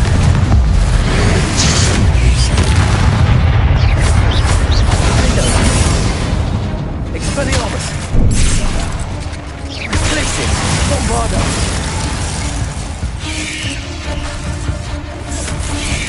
Leviosa! Confringo!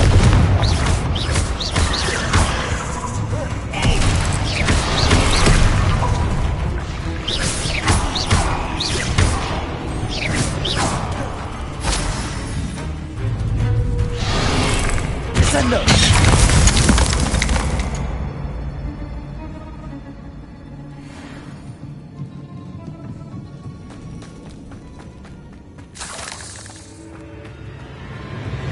Revelio.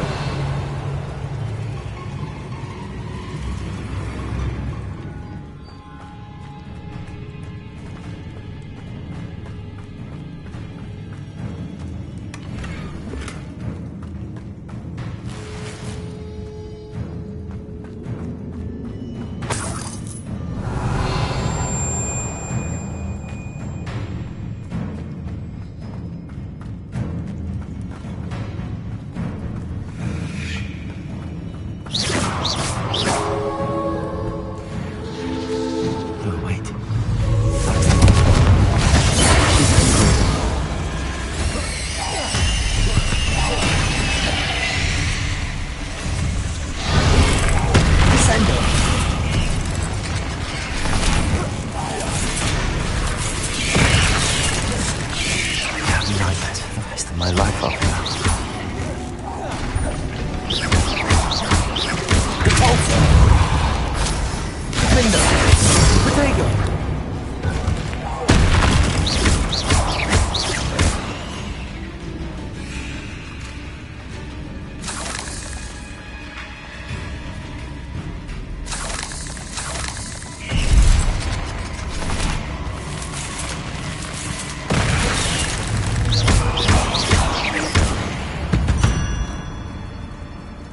8 legs is simply too many.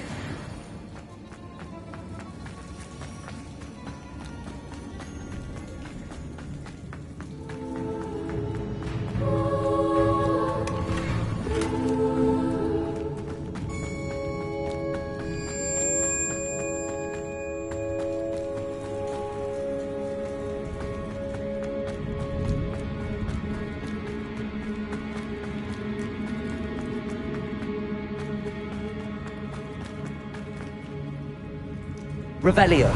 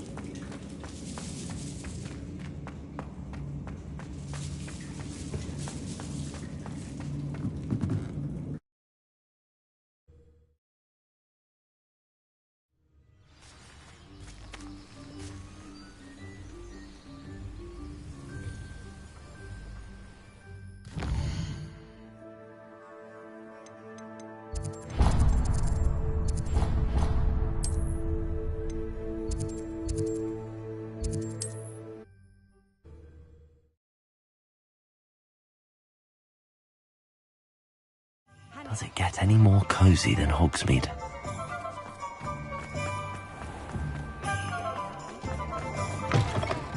Albert Lawley's none too pleased. Seems he's been burgled. I shall pretend I never heard the rumours of your... Mr. Dunn, I have some news. Thank Merlin. About my sweet friend Mary. It seems poor Mary was breeding spiders in her home for profit, and vastly underestimated their propensity to multiply. Oh, Mary, what untoward scheme were you involved in? If she needed financial assistance, she could have just come to me. She didn't deserve this. Few do.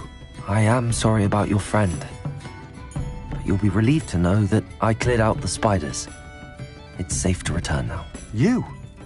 You cleared out the spiders? I can't believe it, but I'm certainly relieved. I imagine the first order of business will be to help the amulet rebuild. I suppose I have nothing to fear from dead spiders. That's the spirit. I wish you the best of luck. Thank you again for all you've done. I shall keep you apprised of the hamlet's rebuilding. Glad I could be of help, and I look forward to visiting your shop the next time I'm in Arranshire. To dearly departed Mary. I'll say it again. Can't thank you enough for helping to save the village from those trolls.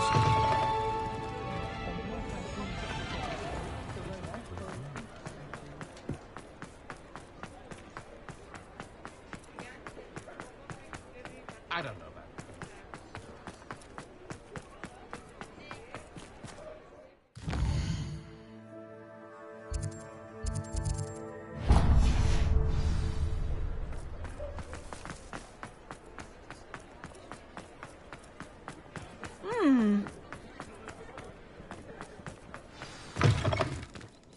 It is wonderful to see you back here.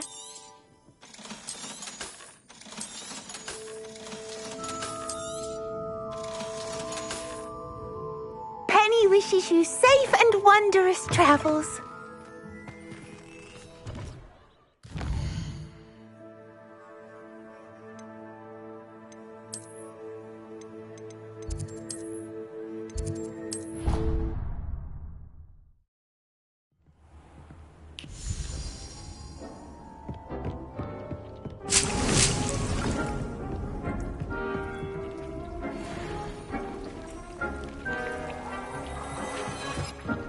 Dick thinks you should be proud of all the potions you've brewed.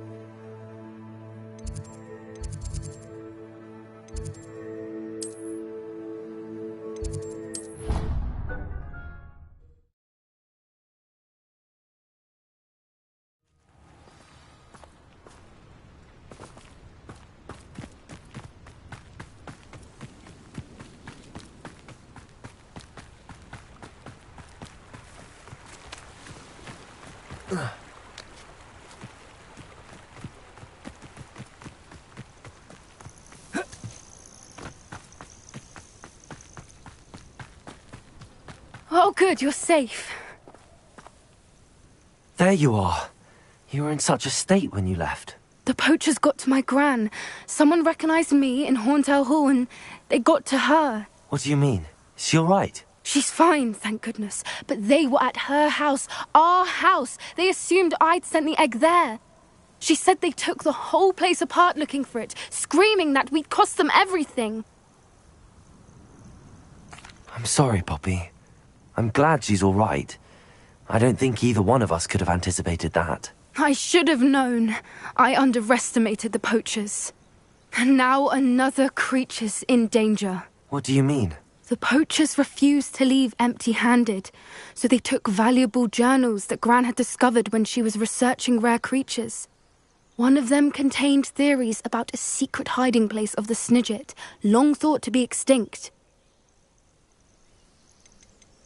Where exactly are these Snidgets allegedly hidden? Gran says the journals were a bit cryptic, which is good. Perhaps the poachers won't be clever enough to find the birds. From what she recalls, the journals only noted that the key to finding them lay in the moonlight. Gran thinks it can be narrowed down to a handful of locations. Why would Snidgets be valuable to poachers? They could make more money with Snidgets than they ever would have fighting dragons. The golden Snidget's feathers and eyes are incredibly valuable. That's why they're believed to be extinct. They were hunted out of existence by wizard kind. If the poachers found some now, I can't bear to think about the horrific way they'd be bred and killed for profit. Exactly what kind of creature is a Snidget? It's a small bird with golden feathers. It's incredible. It has rotational wings that allow it to dart quickly in any direction. In fact, the golden snitch in Quidditch is based on the Snidget, which barbarically was actually used in the sport hundreds of years ago. I take it you aren't going to let the poachers anywhere near the Snidgets. Gran wants me to stay out of it, but I know she's devastated that poachers might go after the Snidgets, if they still exist. We had the element of surprise on our side when we saved that dragon, but the poachers will be watching for us now. We need allies. Others who hate the poachers enough to help us, who value creatures as much Merlin's beard! You're a genius! The centaurs! They'd want the Snidgets protected at all costs. Sounds as if we need to go and talk to the centaurs. We'll need to be careful in how we approach them. Tensions with them are high. Still, I think they may be our only hope. Let me think on it. I'll let you know as soon as I have a plan.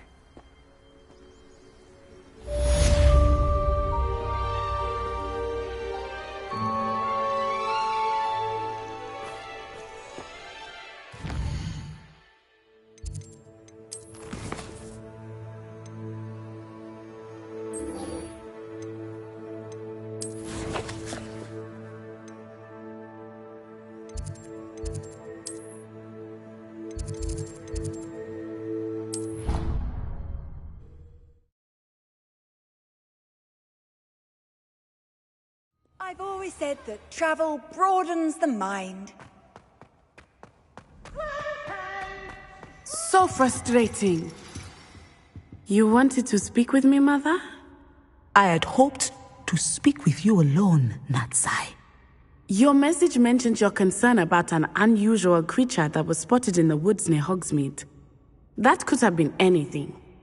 You know what it was, Natsai. I am allowed to leave the castle. I am always careful, Mother. Careful? Officer Singer disagrees. She sent me an owl telling me that you have been trying to collect evidence of some kind against dark wizards. She berated me for not keeping a closer eye on you, and she is right. I do not want you visiting Hogsmeade for the near future. But Mother! My little gazelle, you are well-intentioned, but you must not meddle in the affairs of dangerous people. If someone had meddled in Matabeleland, Father would still be with us. I must get to class. Perhaps your friend can get you to listen to reason. So frustrating. She never listens to me. She called you her little gazelle. Is that a term of endearment where you're from? It is specific to me. I am the unusual creature in Hogsmeade she mentioned. Self-transfiguration is not taught at Hogwarts, so I am gently discouraged from practicing it. However, I am an animagus, and it is in my gazelle form that I have been able to wander the Highlands rather freely until now, much to my mother's chagrin. That is how I managed to spy on Rookwood and Harlow. How does it feel to transform into an animal? Well, the first time it can be a bit unnerving. I felt a kind of searing pain and a strong double heartbeat. But it gets easier the more you do it. I no longer feel any pain, and I must say, I find a sense of comfort in the double heartbeat. And I love being able to view the world from a different perspective. Can you choose what form your animagus will take? Oh no, a person's animagus form is determined by their personality. My mother is convinced that my form is a gazelle because I adapt well to any situation. I believe it is because I can sense danger and keep my wits about me. Were you born an animagus, or did you learn to become one? Animagi are not born. The process is quite elaborate. It involves holding a mandrake leaf in one's mouth for an entire month, then placing the leaf in a crystal phial so that it is imbued with moonlight, then adding one of your own hairs. And that is just the beginning. Self-transfiguration is common among students at Wagadu, but Professor Weasley considers it much too dangerous to teach at Hogwarts. Now the nickname makes sense. What an extraordinary ability to have. It is. I love transforming, but Mother is less enthusiastic about it. She says that no creature, especially one as rare as a gazelle, should be bounding about where poaching has become so prevalent. She claims that she has foreseen tragedy befall me in my gazelle form. But she has used her sight to control me too many times. I no longer believe it.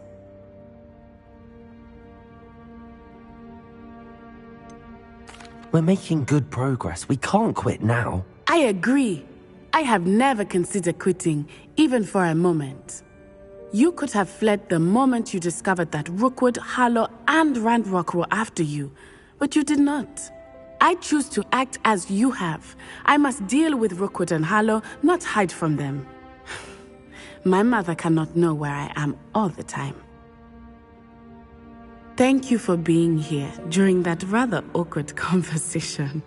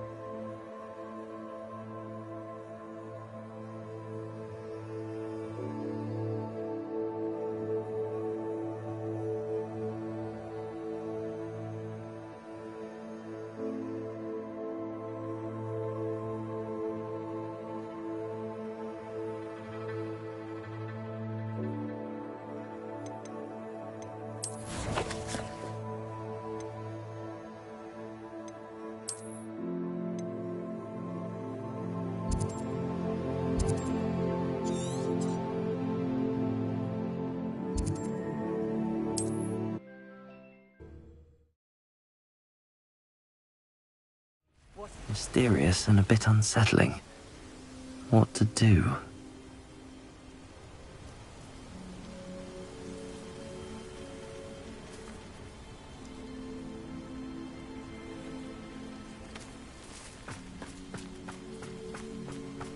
You're here. Good. Sebastian, that relic you mentioned... I believe one of Slytherin's students stumbled upon the relic during an assignment to study sarcophagi in this catacomb. From what I read in a report by the student, they weren't permitted to take it with them, so I must assume it's still here. As I mentioned earlier, this relic grants its holder the power to reverse dark magic curses. If it's in this catacomb, I have to find it. For Anne. I need to see her. I'd be interested to know what else the student discovered. Have a look.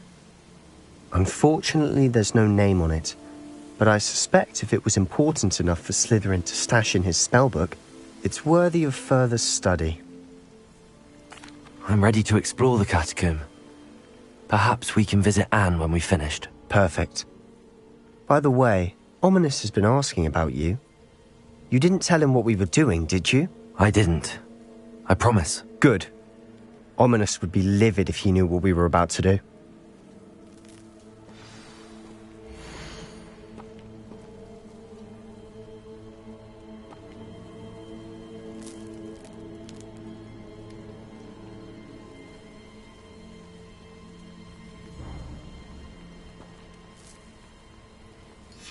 I'll be interested to compare what lies inside to what I've read about this catacomb.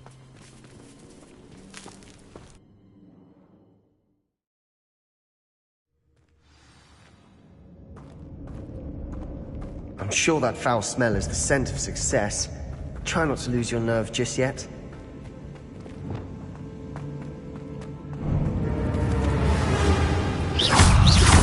Confringo!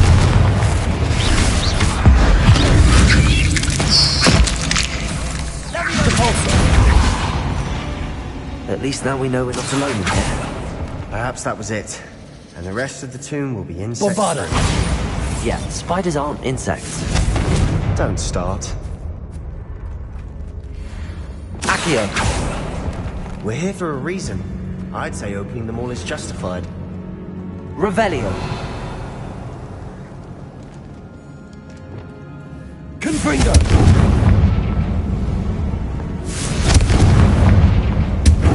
It's almost smaller than it looks. Guardian Leviosa. Leviosa.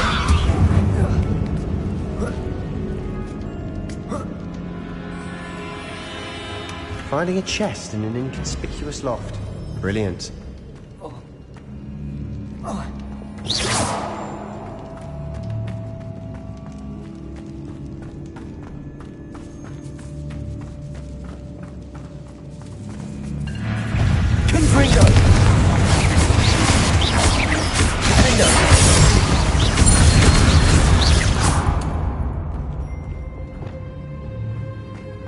Accio.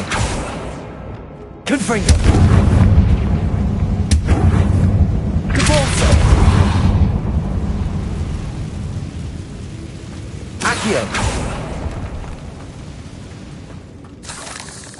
Revelio.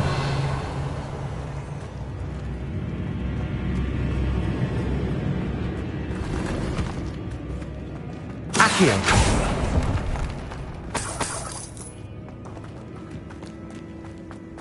Watch your step.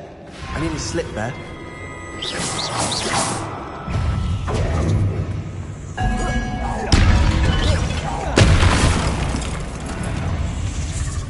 Accio. Cabalso.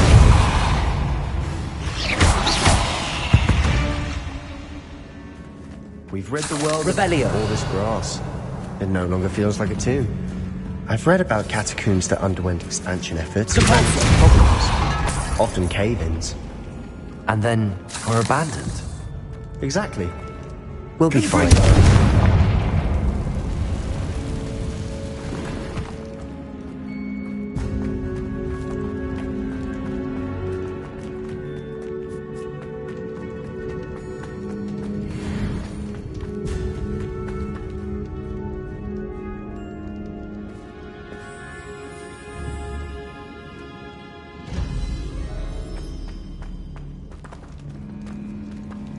Revelio.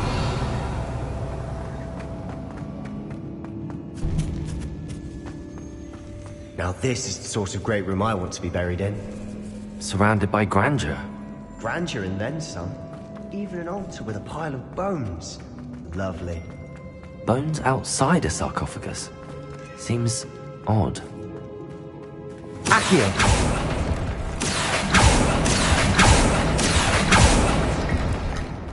Revelio.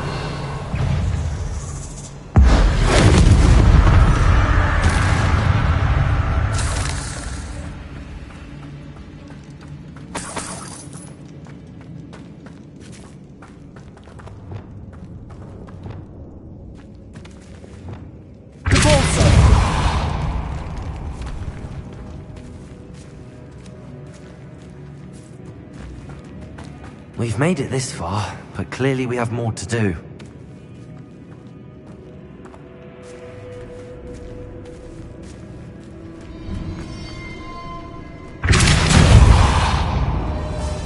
Accio!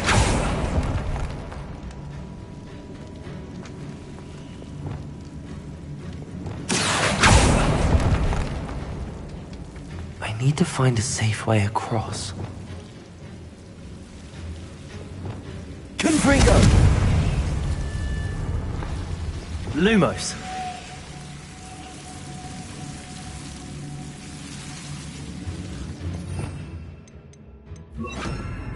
Incendio.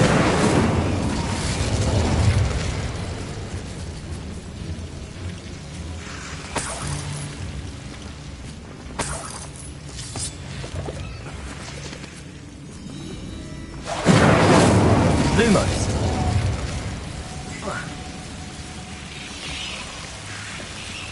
Incendio.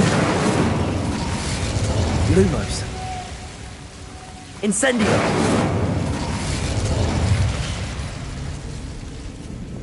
Accio.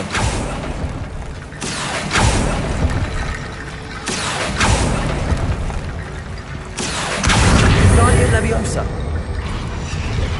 Accio. Guardian Leviosa.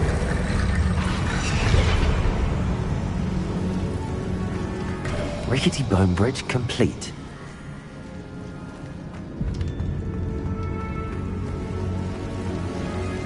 Depulsor. Revelio.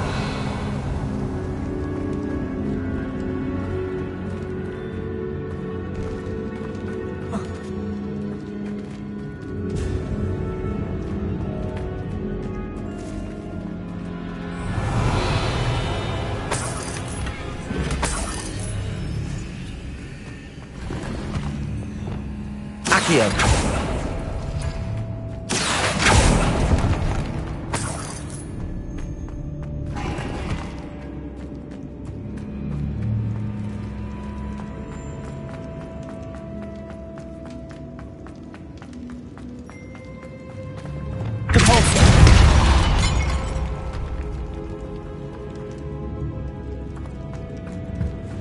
Did you hear that?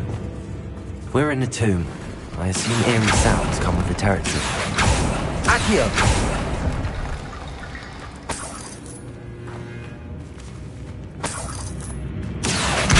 Guardian Leviosa.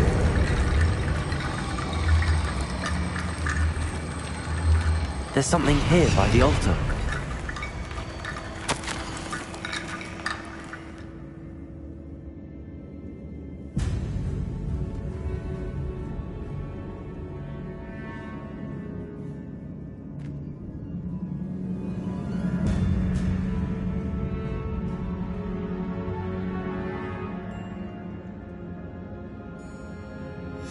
What did you find?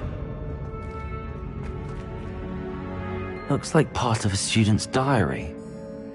It mentions plans to return for the relic and conjuring barricades using bones. Of course. The student's summary referenced the space beyond the Great Room, which means this can't be a dead end. Let's divide and conquer.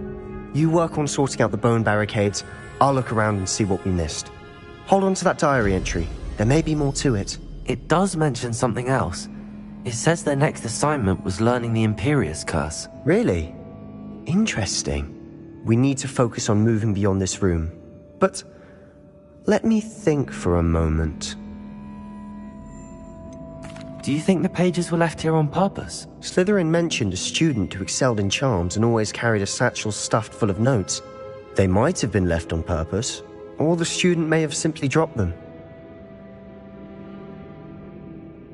Of course. I'll start to search for those barricades. Brilliant. There's more to this than even I imagined. Look, bones stacked oddly on either side of this archway. Leave no stone unturned. Or in this case, no bone. Accio! Guardian Leviosa!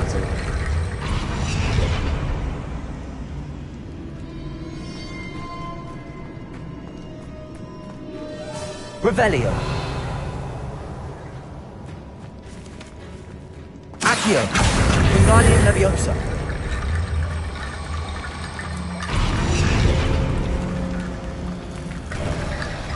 You've done it! I knew we'd get through.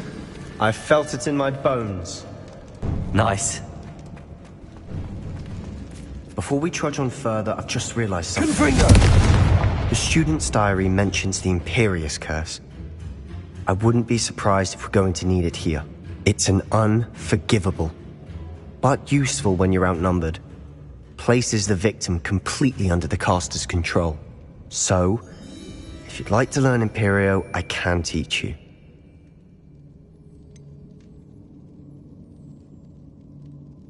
It's probably wise to know the spell. I couldn't agree more. A spell that could save your life shouldn't be unforgivable. You have a lot at stake. You have an ability that evidently no one's seen for centuries. Focus your wand movement. It's not an easy spell to master.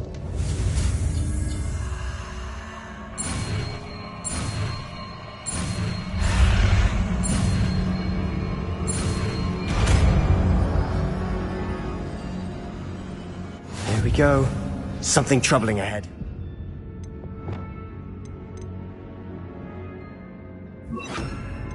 Be on your guard. Imperial!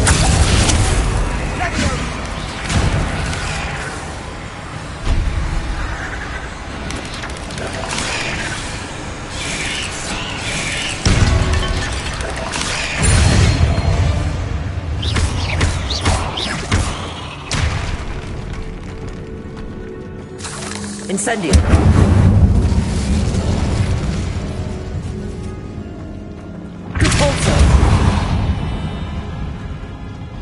Another barricade. Revelio. Considering how well you did on the last one, this should be a cinch. How gracious of you. I try. Accio!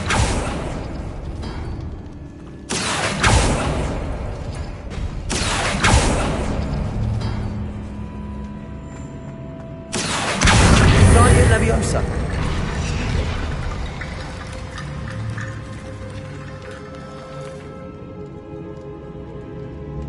Accio!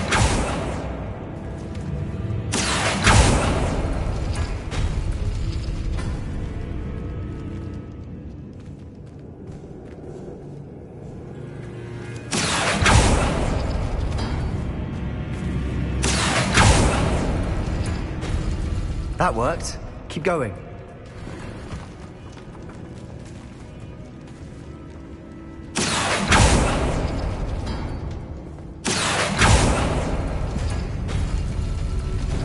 Accio! Guardian Leviosa! Accio! Guardian Leviosa!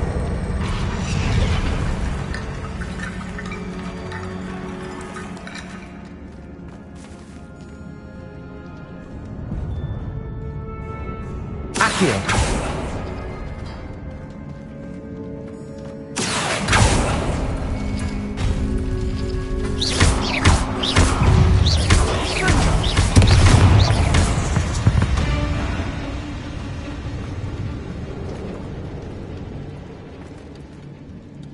Accio!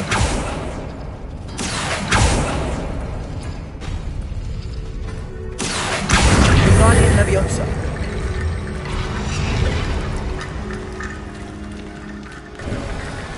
You are head and shoulders above these bones. Nicely done.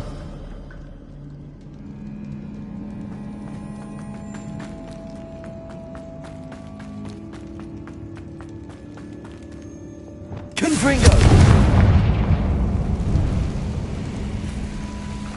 Imperio!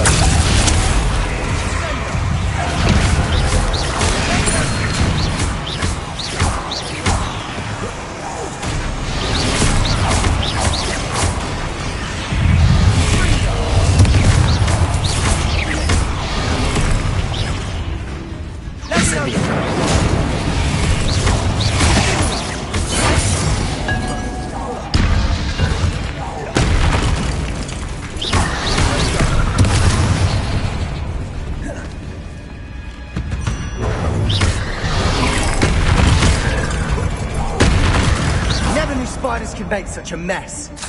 Bit dramatic, isn't it? Incendio!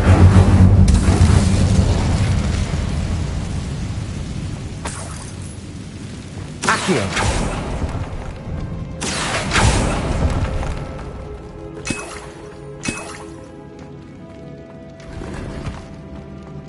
Revelio!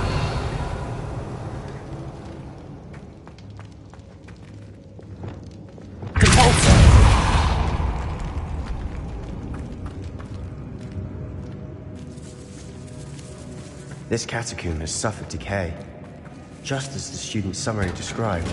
I doubt anyone's been here in quite some time.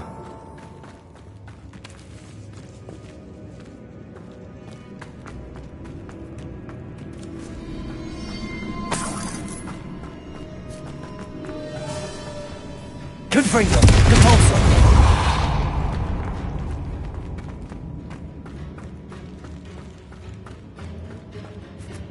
Revelio!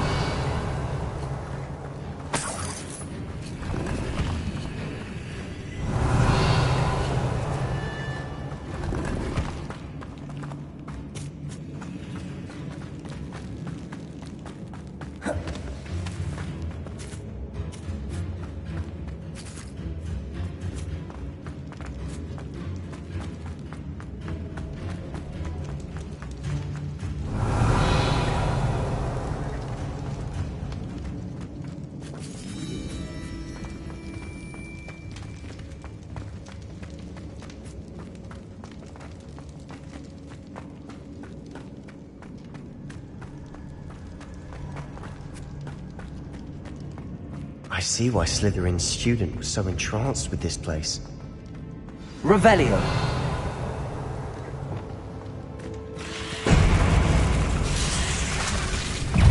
Imperio!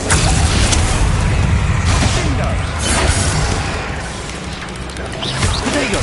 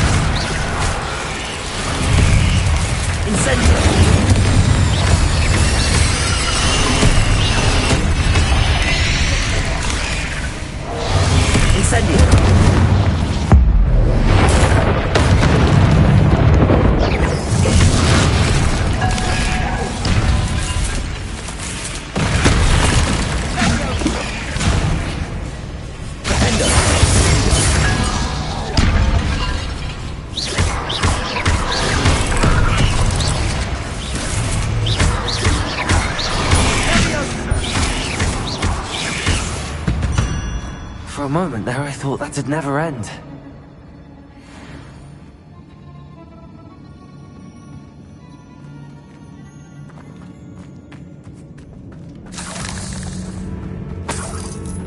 Revelio!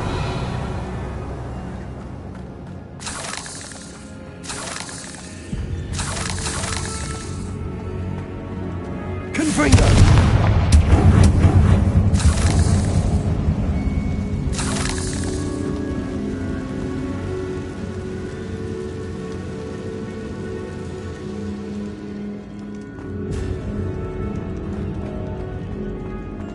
Accio! Revelio! Dead end. Lovely. All that for nothing. Hold on. Don't give up yet.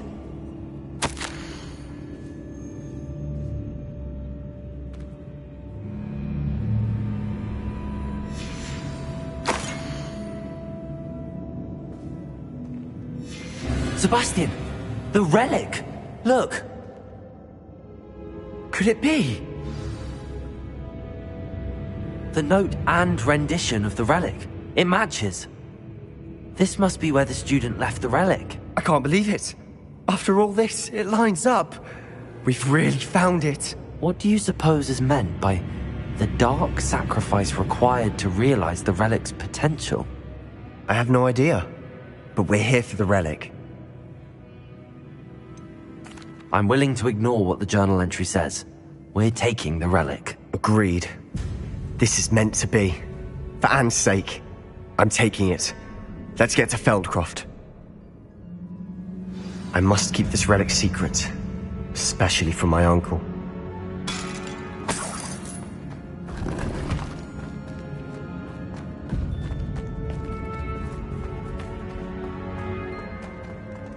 Is that ominous? Ominous! The sounds we kept hearing. It was you. You gave me no choice. I had to follow you. Sebastian, please, leave the relic alone. We can find another way to help Anne. I'm sorry, Ominous, but I'm taking it. No, you're not. If you won't put it back, then I will. Hold on, both of you. Sebastian, please, take a step back. Fine, but Ominous knows I won't step back from a fight. Can't believe this.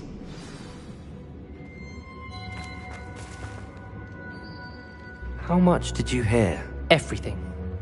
I heard you encourage Sebastian to take the relic. Sebastian's done his research. He knows what he's doing. Sebastian makes things sound easy when they could be impossible or dangerous. We need to stop him. And if nothing will change his mind? Something has to. I need your help. Sebastian's right. We need that relic. I'm sorry. My mind is made up. Are you willing to sacrifice your friendship over this? I might be. How could I choose to stand by and watch him do this? What if the choice wasn't yours? You wouldn't be to blame for what happens. What in the world are you suggesting? Imperium? That's what I'm saying. I would take all responsibility. This could save your friendship. I know how to cast it. Sebastian taught me. But I won't do it unless you agree. This is insanity. I can't believe you would ask this of me. Sebastian is never going to give up trying to cure Anne. If you try and stop him now, he'll never forgive you. Fine. This is unfathomable. But I suppose if you want that responsibility, it may just save what is left of my friendship with Sebastian. Remember, this is what I was telling you about the dark arts. They come with a cost. You may well regret making this choice. Do what you have to do. Cast it. Before I change my mind. Imperio!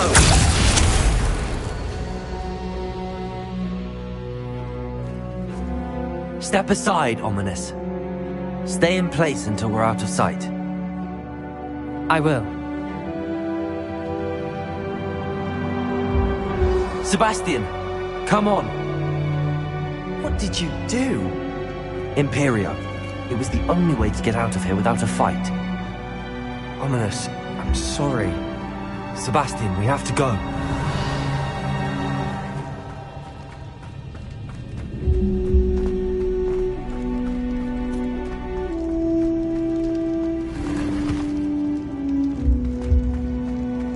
Accio.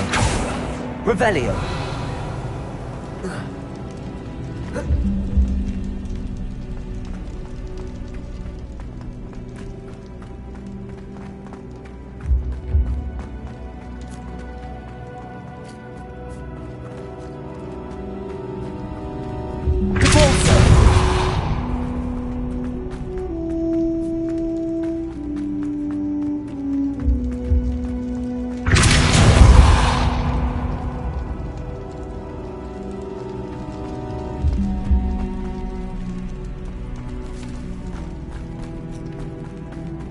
Did we do the wrong thing? You need the relic. I know. But not like this. Ominous and I agreed. Surely there's a difference between casting Imperio on someone without their knowledge and casting it with permission. I understand what you're saying. I do, but... I've taken full responsibility. You have my word.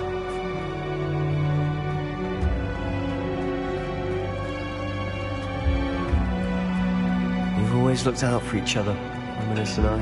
I hope he knows that hasn't changed.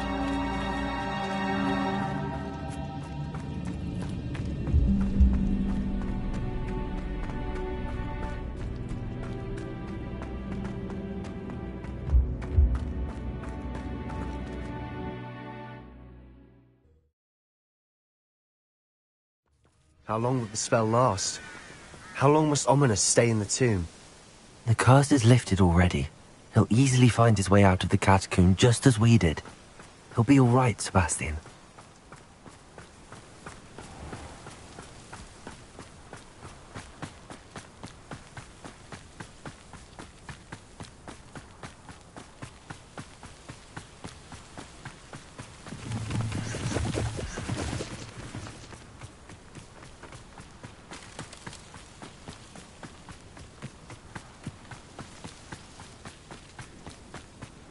When we get to Feldcroft, I'd rather Anne not know what had to be done to get this relic. She thinks like Ominous. It'd only upset her.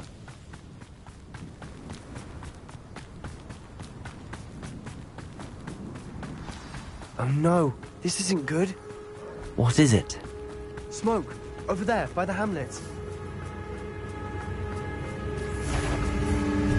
Feldcroft's in trouble. They're under attack. Let's hurry. Pity. No!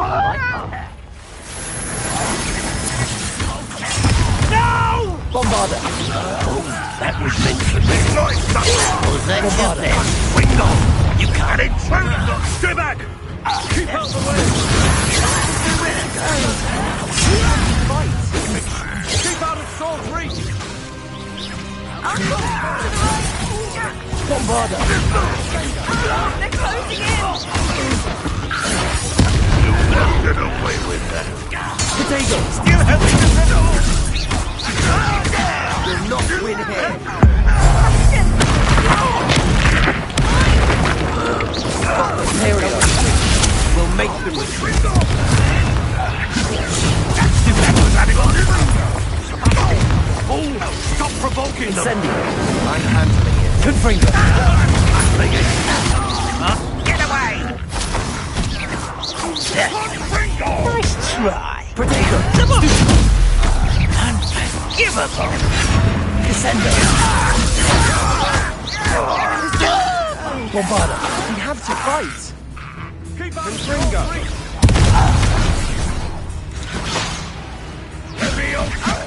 To the right! They're closing in!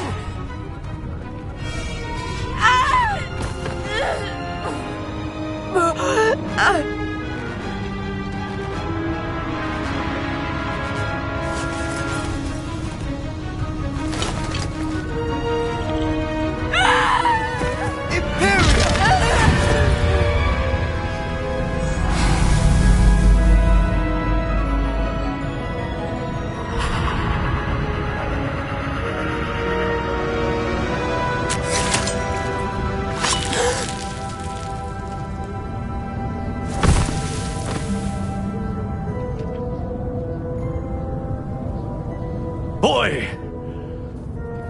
What have you done? Saved my sister. With an unforgivable curse. From that damned book, no doubt. Your father would be ashamed. You've gone too far, Sebastian. Stay away from her. From all of us.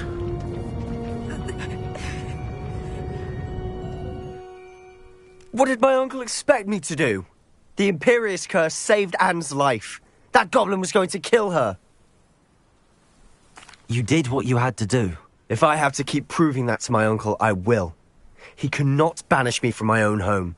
From my sister. It might be best to let him calm down a while. May I speak to him? Perhaps I can help to ease the tension a bit. You may be right. Very well. Probably best if I get away from here for a while. I'll head back to Hogwarts.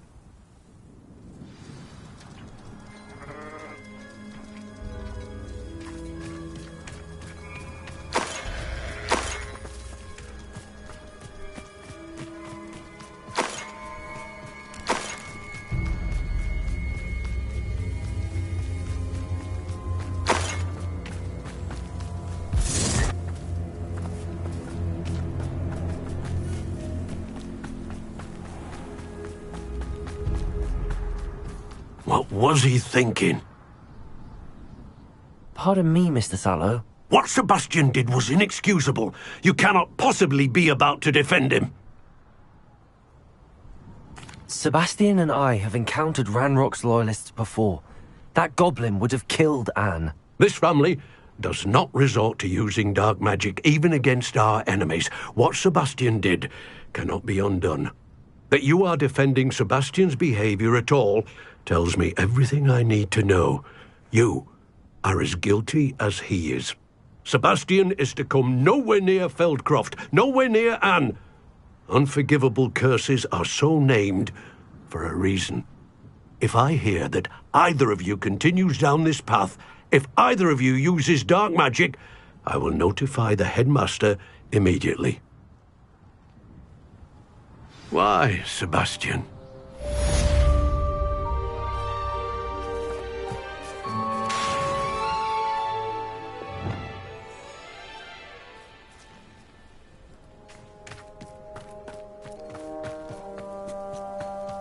Not sure how I'd fare in a little place like this.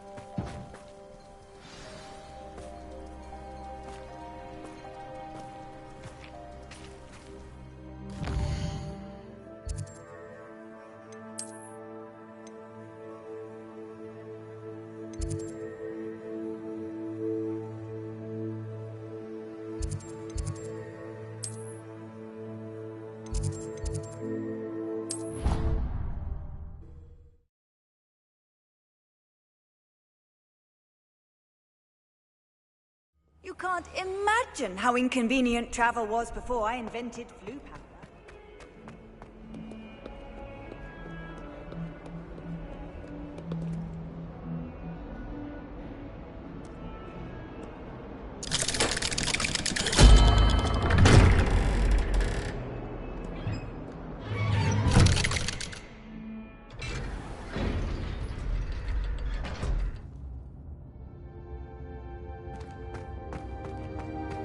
Did you speak with my uncle?